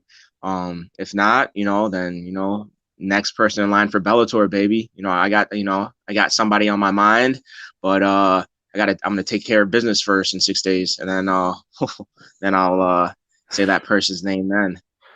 Oh, I mean, that's what it's for, man. Setting it up, doing what you got to do. Like I said, obviously, always be a fan and supporter of King of the Cage. Always be a supporter of our local MMA fighters. So, like I said, I don't see them going under. I think hopefully, you get this. No, win I just meant. I didn't mean they were going under. I just meant they weren't having any shows just due to COVID. I know what you mean. Like if when they come back, I think I think you're able to pull this win off. I'm with you where I think he's a little padded. He hasn't seen anyone on that level where you're at yet. He'll get knocked down a peg. He'll be humbled a little bit. He'll level up just like most of the fighters in the world do. I was undefeated at one moment. I was 4-0, and I got humbled by Romero and taught me some lessons, and I got over it. And the same thing's gonna happen for Aviv. He'll level up and he'll get over it. So, well. We'll see what this Friday will bring. What I typically do here right at the end, Sean, is kind of throw the proverbial microphone over you. Anyone you would like to thank, training partners, teammates, shoot at your social media sites, sponsors, any charities, anything like that you're working on. You want to let the people know that the time is yours, my friend. Got you, man. First and foremost, all glory goes to God. Thank you for having me on this show. And shout out to my gym, WNY MMA, all my family, all my friends, all my sponsors. You know, like I said, I'm at Rudy's Fade Factory right now. Buffalo Cryo, Eat Right Meal. That's my meal prep sponsor. Universal Chiropractic, Buffalo Orthopedic Sports and Massage. And Bellator for giving me this opportunity, baby. This is surreal. I can't wait. Gonna put on a show, about to shock a lot of people, shock the world, baby. And I just can't wait. Dreams are coming true, and I can't wait. 6 days out, and just very blessed and fortunate to have this opportunity.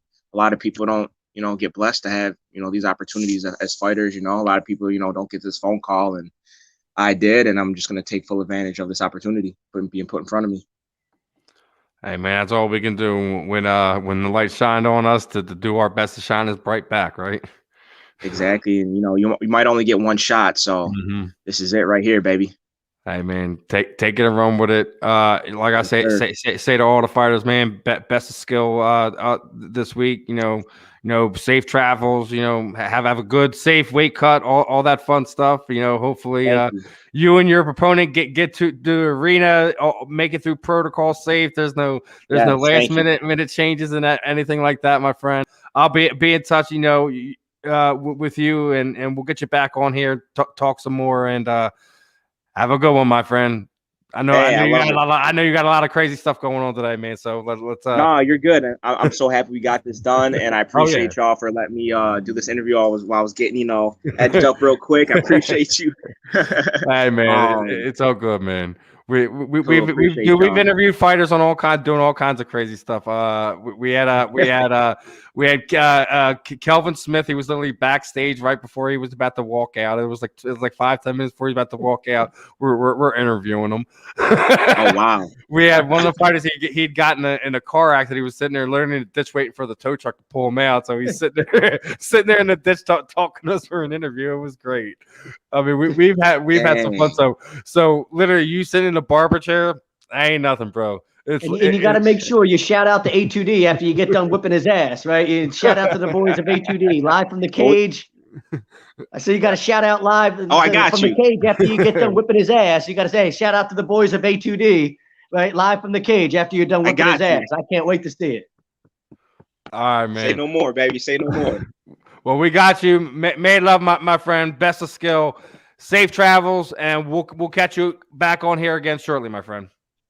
Sounds great. I appreciate the opportunity. Thank y'all. Thank y'all so much. No problem, man. You have a good one. And again, best of skill. Have some fun, man. Do your thing. I will. You too. God bless y'all. All right, everyone. That was our guest this afternoon. That was Sean SuperFly Felton getting ready to make his Bellator debut. I feel like he's gonna do it too, Steven. He's going to straight up. Like we're gonna get a video like tomorrow morning of like him live in the cage after whipping some dude's ass. No, I don't. He's not fighting. He's fighting this coming Friday. Oh, well, whatever then. The day after, the morning after the fight. Well, no, it'll be on next week's show. It'd be maybe something we could pull. Hopefully, we'll go pull it up. Yeah, we'll go show it to the people, man. I have a feeling. Let's go. I think he's gonna do it. Like, listen, Bellator gets a hold of some of these guys, like he's saying, and they get tomato cans at the beginning, man. And he's going to be one of these guys who he's not one of these guys who looks for the easy fight. He looks for the painted record. He's one of these guys who's put the work in. King of the Cage as like I said, as the regional circuits. That's the original feeder league to the big shows. There's a reason he was there. There's a reason why he's there in Bellator. He'll show everyone why. Definitely cool getting out of him some Rams talk out of him. Definitely, I'll say this one. If he's still, I think I still see him back there. If he winds up pulling the win, I got something for you. I got something Rams related for you. pull that win, pull that knockouts, give us some love. I got something for you, Sean. I know you're still back there. He's got his Rams mask on too. Oh man. All right. Well, come back. Now Damn. we're gonna wrap this thing up the last half hour, and we're gonna talk some Phillies. We're gonna talk some Sixers. Phillies, yo, bro. I am. It's we're gonna talk. I'm fired up. I know you are. I know you are. I'm surprised I haven't seen Greg run in the door and tackle you yet. Were you meeting him down the stadium? Is that how that one's going? He's gonna pick me up here. We talked about it. We figured. I mean, obviously, I've got the rental because of everything going on with my car. But we just figured, why pay 2 parking prices? Right out there together. It'll be easier with parking, and I'll give him gas money as opposed to us both. Everything about it. It just makes more sense to go right out there together. So I'm on his way. So he's gonna swing by here. I guess the other God is in social media jail. So Doug God is here and sitting there saying we're a playoff team. I can't. You know what? I can't imagine God got sent to social media jail. I mean, I can just imagine why they sent you to social media jail after all the nonsense you've been spewing over the past fucking couple weeks. Why did you come on our show? You waited to go on Agree to Disagree to spew your little nonsense about Joe Flacco being the starting quarterback this year, huh? Joey Buttcheeks is going to be the starting quarterback over Jalen Hurts. What's up, Jameer? Yes, that's his nickname, Joey Buttcheeks. Mr. Unknown checking in. What's up, Tommy? Now, all right. Well, I know you're hyped about some baseball. I want to talk some Sixers and talk some baseball. Like I said, we're going to circle back to it. Sixers did their thing. I know people were upset. It went on a run, and then they had 2 little floppers, and then last night we've seen some more things at them. Listen, man, we've already sat there and said it that we already know what it is. It's coming down to it. I actually want to get your thoughts on the play-ins that are going to be playing out over the next handful of days. What are your thoughts on that? The LeBron James and the beloved Lakers are part of that one. Probably why he had his. I wouldn't be surprised. I was arguing with a buddy of mine about this yesterday, and I wouldn't be surprised if the Lakers are out in the first round. Like, who are they playing? Golden State? Is that who they're matched up with there in round 1 in the playoff round, or did they luck out and not get Golden State? I have no clue, but yeah. Seriously, like Steph Curry's so hot right now. If Golden State's up against LA in the first round of that playoff tournament, I mean, I like Golden State there. Like, the Lakers are. They're not a bad team, obviously, right? But like this idea that the Lakers are like, nobody's scared of the Lakers. Like nobody, like not a single person. LeBron's been banged up. Anthony Davis obviously is the stud that he is. But outside of that, your third best player is fucking Kyle Kuzma. Like nobody is scared of them. Like not a soul, bro. And then LeBron's just over here running his mouth left and right about shit that like nobody gives a fuck about his opinion on. Like not a single person gives a damn about what LeBron James thinks on these things, yet he consistently won't stop running his mouth on it. Then you breathe on him the wrong way, and he flops halfway across the court like he's, just taking a stone cold stunner or something in the middle of the ring, like he's The Rock trying to sell a stone. When you look at the Eastern Conference play-ins, what you have Boston and Charlotte are now 7 and 8, and then you have Pacers, Washington. What did I say about Charlotte before the season, Steven? Can I get some props on that one? Was that a good call on my end? Yes, Did I take a chance on that one? And that one looks pretty smart. I was giving you some shit for that one, so that definitely gotta give Mr. Burr the slow clap. The slow clap. He gets the slow clap. He's like, damn it! I said they were a playoff team. Leave me alone. I told you. Just trust your eyes. Just trust your eyes, right? I mean, like this, good for them. They've been in that bottom of the barrel teams of the league for the past decade or so, and it's good to see a team like that kind of not suck every once in a while, right? Like now, the weird thing is the end of the Western Conference is just like from 5 to 11. It's just crazy. There's so many good basketball teams in there, dude. The Trailblazers, the Mavericks, the Lakers, the Golden State Warriors, the Grizzlies, the Spurs, and the Kings. Yeah. And I mean, like, I don't think I don't really like the Lakers. Like, I like the Warriors more than the Lakers there. I think Portland gives them a good matchup. This is a crazy putt here from Jordan Spieth. Holy shit, he just putted this thing sideways. That's And crazy. like, what do you think of some of the Eastern Conferences matchups? Like, who do you want to see? The Sixers Well, I mean, I think Brooklyn, obviously is going to be a fun, sexy matchup because of all the names involved with it. you already Embiid say and you already Simmons know how I and feel. That's what I Harden, want. I want them. I Irving want and it. I KD. want it. I want it. I want it. I want it. I told you. I That's going to want be the all the series that goddamn makes the smoke. Give NBA it to money, me. right? Like that's the series that the NBA wants to see be the Eastern Conference Finals because that It'll makes them probably money. be us and the Bucks, man. I mean, listen. What I was going to say about Brooklyn is everybody's talking about them because that is the sexy matchup. But yeah, like team like Brooklyn scares me more than a team like Milwaukee, like the Bucks, scares me more than Brooklyn. Well, I would actually probably say I'd be just about as scared of the Pacers because they always play us tough. I mean, we beat them. We've handled them, but listen, man, it's never. Milwaukee and Brooklyn are obviously our two biggest. My big thing is, I think I would consider this season a complete failure if we don't win the Eastern Conference. But Well, that's what we already said. We already said it. That right. Check getting one, to the NBA seed Finals. one. I mean, people want to talk about LA. They want to talk about the Lakers. I mean, a team like Phoenix scares the shit out of me. Chris Paul, what he's done for that Suns team, working wonders. I mean, that's the Chris Paul effect. Everywhere he goes, he makes teams better, right? We plugged it on A2D yesterday. We put a stat out there that showed his first year with the new team every year, right? You look at the record the year before he got there compared to the team's record the year Chris Paul's first year with them. They always improve by an insane amount of games. They always go from either a bad team to a really good team, or in like the case of the Rockets, they went from an already good team to an elite team, right? Type of thing. So they scare me. Utah really scares me. Golden State's so hot and Steph Curry's so hot. I mean, they scare me. I look at the Western Conference. I mean, I'm not a fan of matching up with any of those teams. I'm just not. Like Phoenix doesn't have a big man. I think it goes back to our Jermaine Jones interview. He's right, man. If they want to win a championship, this is the year to steal it. They have got to do it year. this year, right? Almost like this is before Brooklyn gets hot next year, before Phoenix can add more and get better around Devin Booker and them there.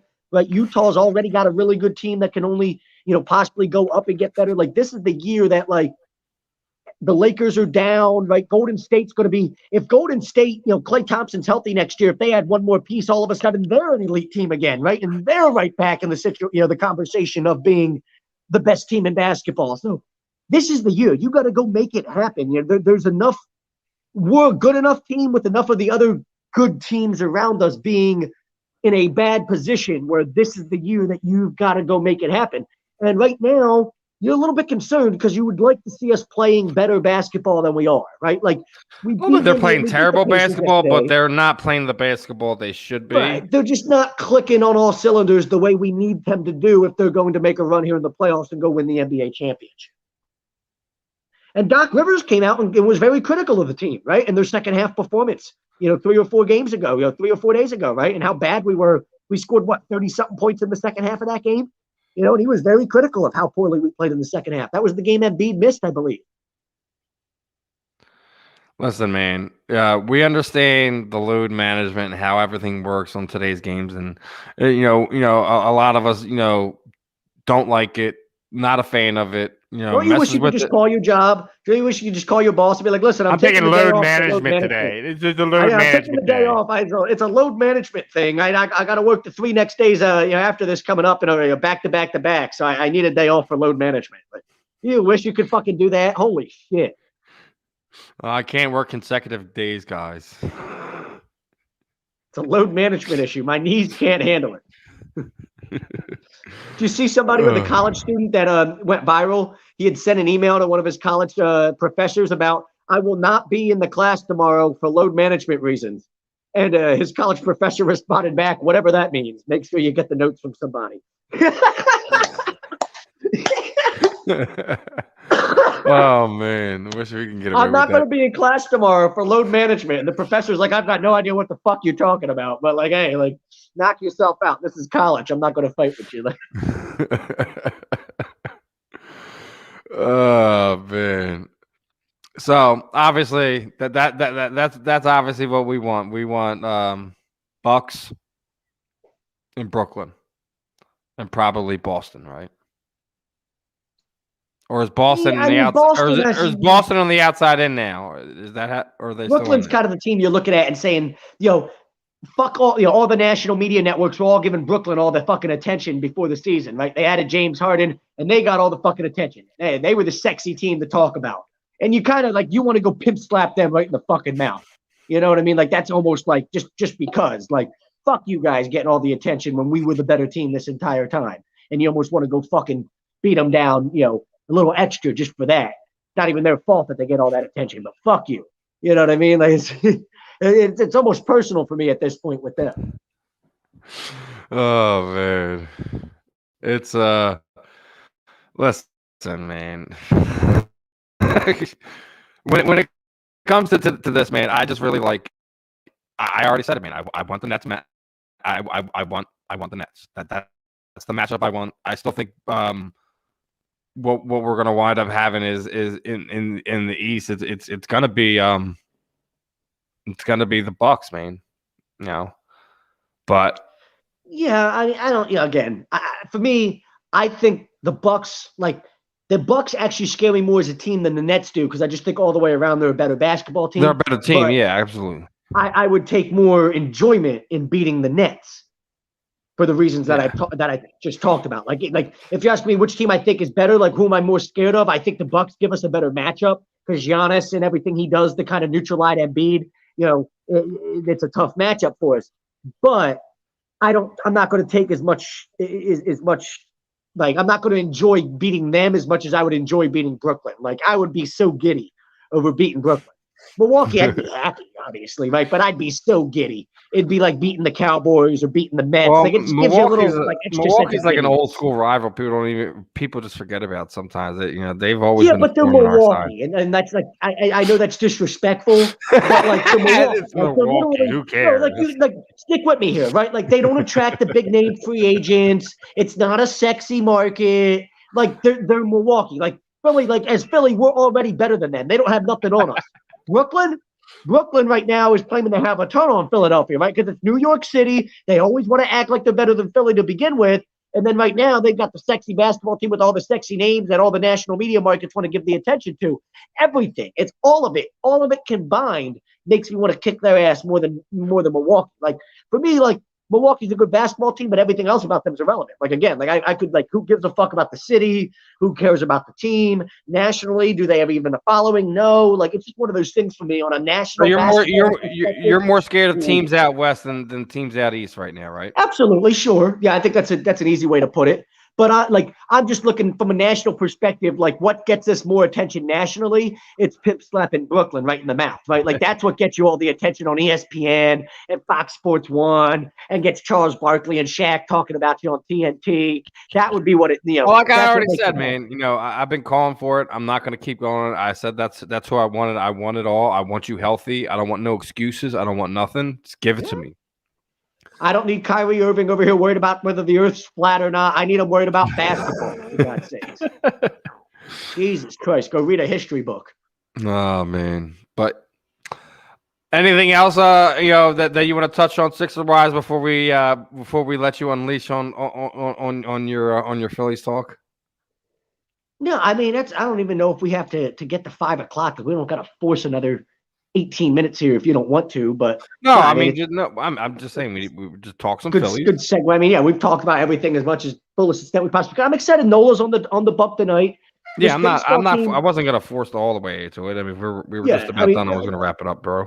I just want to touch on the Phillies before we go because we pretty much had banged out just about everything else. Tell me if you get the same vibe with this team, Steven. It's almost like you can.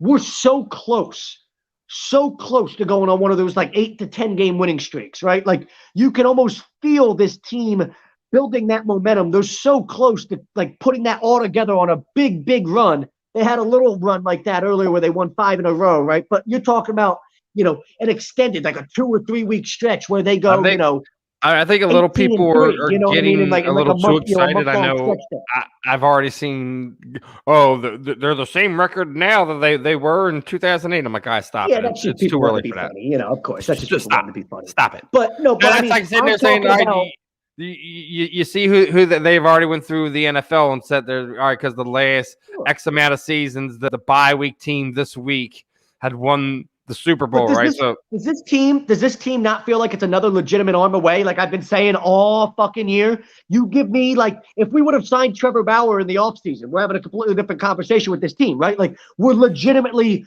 one, top of the rotation starter away from really feeling I like told you we can make some we're noise two all of a sudden. arms. We're 2 arms away. Whether you want A to bullpen guy and a top of the rotation guy. yeah, you need it.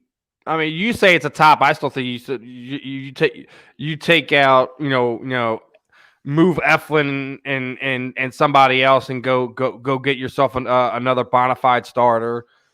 Well, I think Eflin's earned his role in the rotation. I just, Oh no, I'm not saying that. Yeah, but him being as my three. Like, here's what I'm looking at. And by like a number one, I don't mean you need to go out and get Trevor Bauer, but I'm saying like, no, yeah, I I'm don't just need saying to go like just trade for an arm to trade for an arm, right? Like, I don't need like in 08 when we went and traded for Joe Bland. Like, okay, whoop-de-doo, it's Joe fucking Bland. I need more of an impact than that. I need a guy that's a legit two, somebody like that you look at and you say, is he an ace? Maybe he's not an ace, but this guy's a really, really good starting pitcher. And when you put him with Nola, when you put him with Wheeler, and now he's in the middle of that rotation with those guys, ooh, do I really like this rotation? This is sexy, and I like it against any rotation that we go up against the playoff time.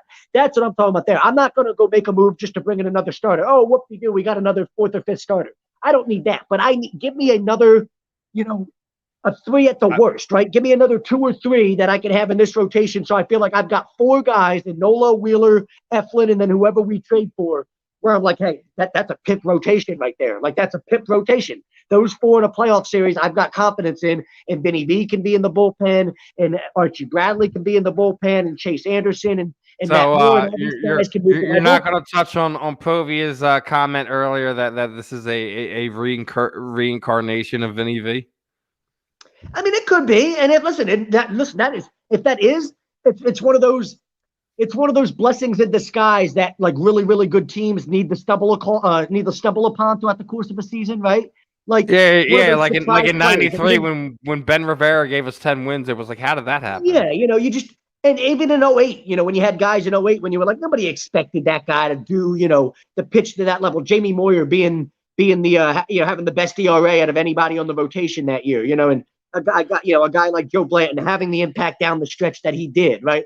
Like those guys every single year when you're talking about winning, a lot of games, being a good team, those guys that you look and say, I definitely didn't expect this from that guy this year, and they give you more than you expected. And if he's one of those guys, hey, that even adds into my theory even more of why we can go win 95 games, right? Because a guy like Vince Velasquez all of a sudden puts together his best career season as a pro and ends up being a guy in your rotation that you didn't expect to have before the year started.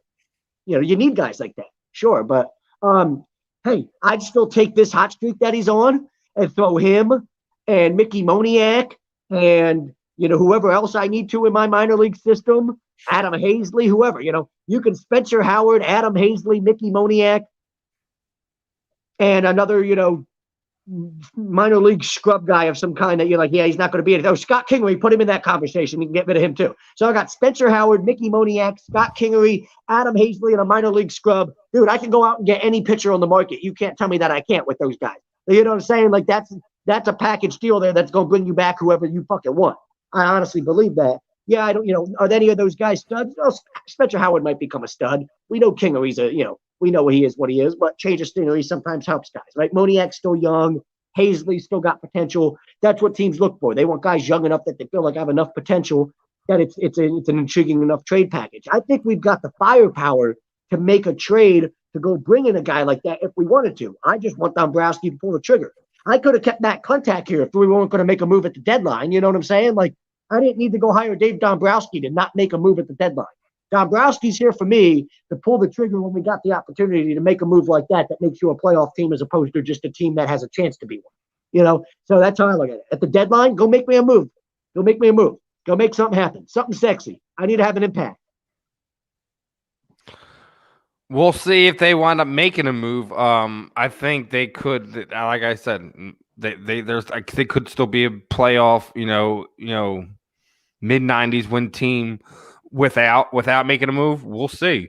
They might have to be because the Mets are kind of getting hot here too. Here's the other thing, the alternative, the other side of the trade conversation we just talked about. If you didn't want to go out and do that to get a starter, say you didn't like any of the starters on the market, you go back to your point, say you go get the best closer on the market, right? The guy that's like the Andrew Miller or, the Aroldis Chapman, of this year's trade deadline. That actually, that's something that, could impact this team almost in the same way that another top end of the rotation starter does, right? The fact that you now feel like your bullpen is so shut down that all you got to do is give them a lead in the 6th or the 7th inning, and you're confident you've got it the rest of the way, which isn't something we're confident enough right now. There's days where you're really confident with it. There's other days, depending on who the guy is in the game at the moment, you're like, I have no confidence in this guy at all, right? If Hector Neris at the moment, I don't hate him, but like he's too inconsistent for me to. You know what I'm saying? He's too inconsistent for me to put the trust in that. Is what you're trying to say. You go give me a stud closer that I can trust. And once Archie Bradley's back, I feel like even more, because then you give me a stud closer. I feel like I've got like a 7th or 8th. And I'm almost at the Archie point Bradley, too, like a stud closer.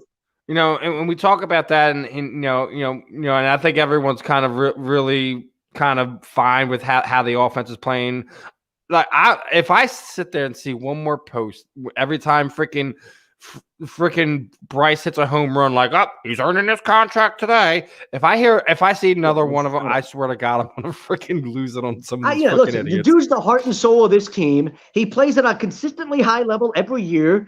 You know what you're gonna get with the guy, right? You're gonna go through some. You're gonna go through some funks with him. He's gonna have some slumps throughout the course of a year. But at the end of the year, every single damn year, that guy is going to drive in a bunch of runs. He's going to be a presence in the middle of your lineup. He's going to be on base a ton. He's going to play the game the right way. He's going to, drive in the runs, hit all the home runs, be on base, all the things that good baseball players, what do we got here? Baseball players do. He does. I'm so over it. I don't even pay attention to it no more. So we're going back to some Eagles talk here, and when you say that we need Nelson, you don't mean who I think you mean. You don't, do you? Why? Why? I'm actually on board with trading for Jordan Hicks, but did you just say we're going to trade Zach Ertz for Jordan Hicks? No, I think he's in there saying we need to go get Nelson Aguilar, and if he's not too expensive, he said trade Ertz for Jordan Hicks. Yeah, but I think if we're doing the whole thing behind that was the Eagles also wanted to lose that contract and gain pick. Yeah, like you're not going to trade Ertz for Hicks. That doesn't make any sense. As much as and here's the thing, like, dude, I love Hicks, but we let him go for a reason. Why are we bringing him back? Couldn't stay healthy. Exactly. Could he stay healthy in Arizona? Isn't that why they just drafted another one? The dude had 150 tackles 2 years ago and had 119 tackles last year, even while missing a couple games. So he's still the best linebacker on my team, and I'd absolutely take him back in a heartbeat. I'm not trading Zach Ertz for him, though. I just don't see it's just not a trade that makes sense. Like, the cornerback. He's talking about the cornerback. Okay, all right. With you, Steven Nelson. Yeah.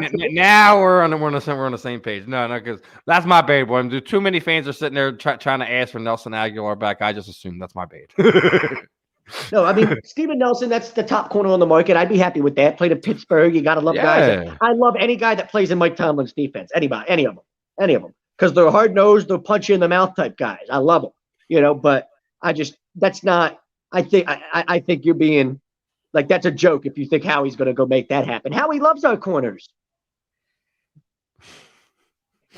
He loves going to find the scrub. I seen Cravon LeBlanc was. He loves it. See, exactly. He loves that guy. Cravon LeBlanc. Howie throws that out. Remember when I found Cravon LeBlanc on somebody's practice squad? Ooh, I can pat my back on that one.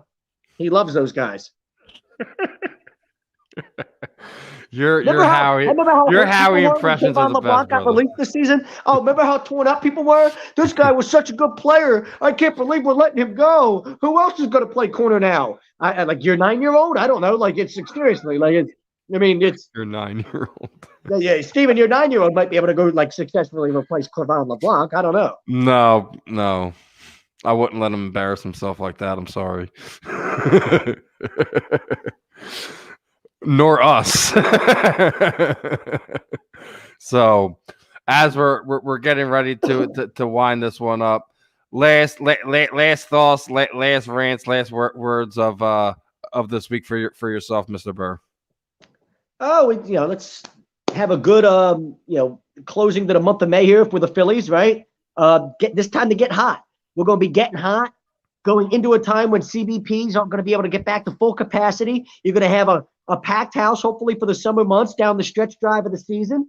You ain't no reason to be fired up about this Phillies team, I've been trying, I know it's been, one of those things where been different times at the start of this year, you have people, the same old team and all that. I've been trying to stay away from that, right? Like, yeah, I'm with you. I've seen some of that same old stuff, but, I've also seen a more resilient team this year than I think I've seen in years past. And it's just a team that seems to believe in themselves a little bit more than they give me the sense that they feel like they're a winning team. Do you really think they're going to cut him? And that can make some noise. And I'm a fan of that. I like the confidence.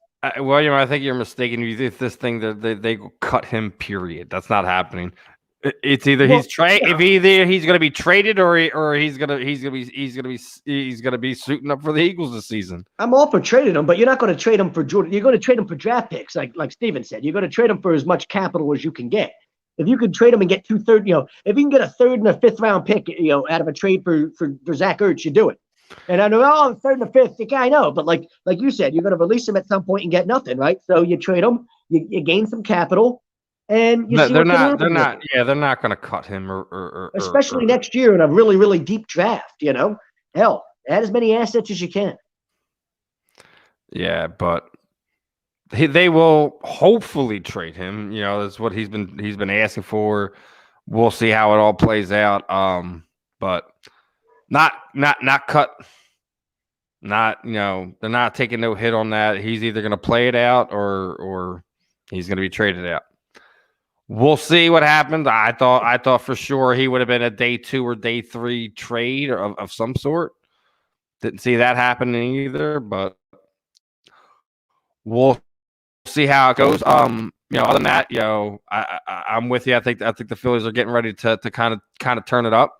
We'll see how both health wise, bullpen, coaching, how it all plays out over the next month. I think, again, I'm with you on them going on a run.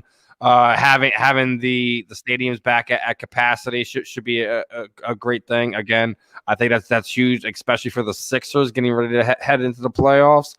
I think we all touched on how we feel about our kind of way early thoughts on the schedule so far. That they, I don't really think there's anything to have high hopes about. You should the only thing you need to hope is that you survive the first half.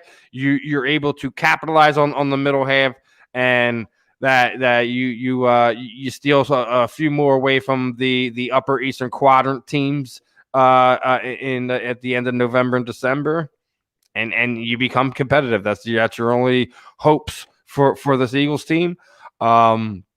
Again, big shout out and thanks to Sean Felton for hopping on with us tonight, this afternoon, actually. So used to saying tonight. Best of skill in his matchup. We'll see how he does. What's Mike? Was that looks good? What? What's Mike? Was that Mike? He's asking what you're drinking. Oh. It's one of my girlfriend's cranberry, hard Mike's lemonade type of shit. I didn't have any other alcohol in the house, so I decided I was going to be a bitch and drink a bitch drink. But what are you going to do? Again, another fun one. We'll be back on our normal time next week. Got another fun guest for you. Another one of the women's MMA elite. She's going to be headlining one of the big major promotional cards. You have to tune in during the week to find out who. As of right now, Mr. Burr, it looks like I'm re-gifting our Chamberlain jersey. The giveaway winner has not claimed it, has not responded to the message, the friends request, anything. So guess what? It looks like we're going to have some more fun things to give away this month. the coming months, for the rest of the season.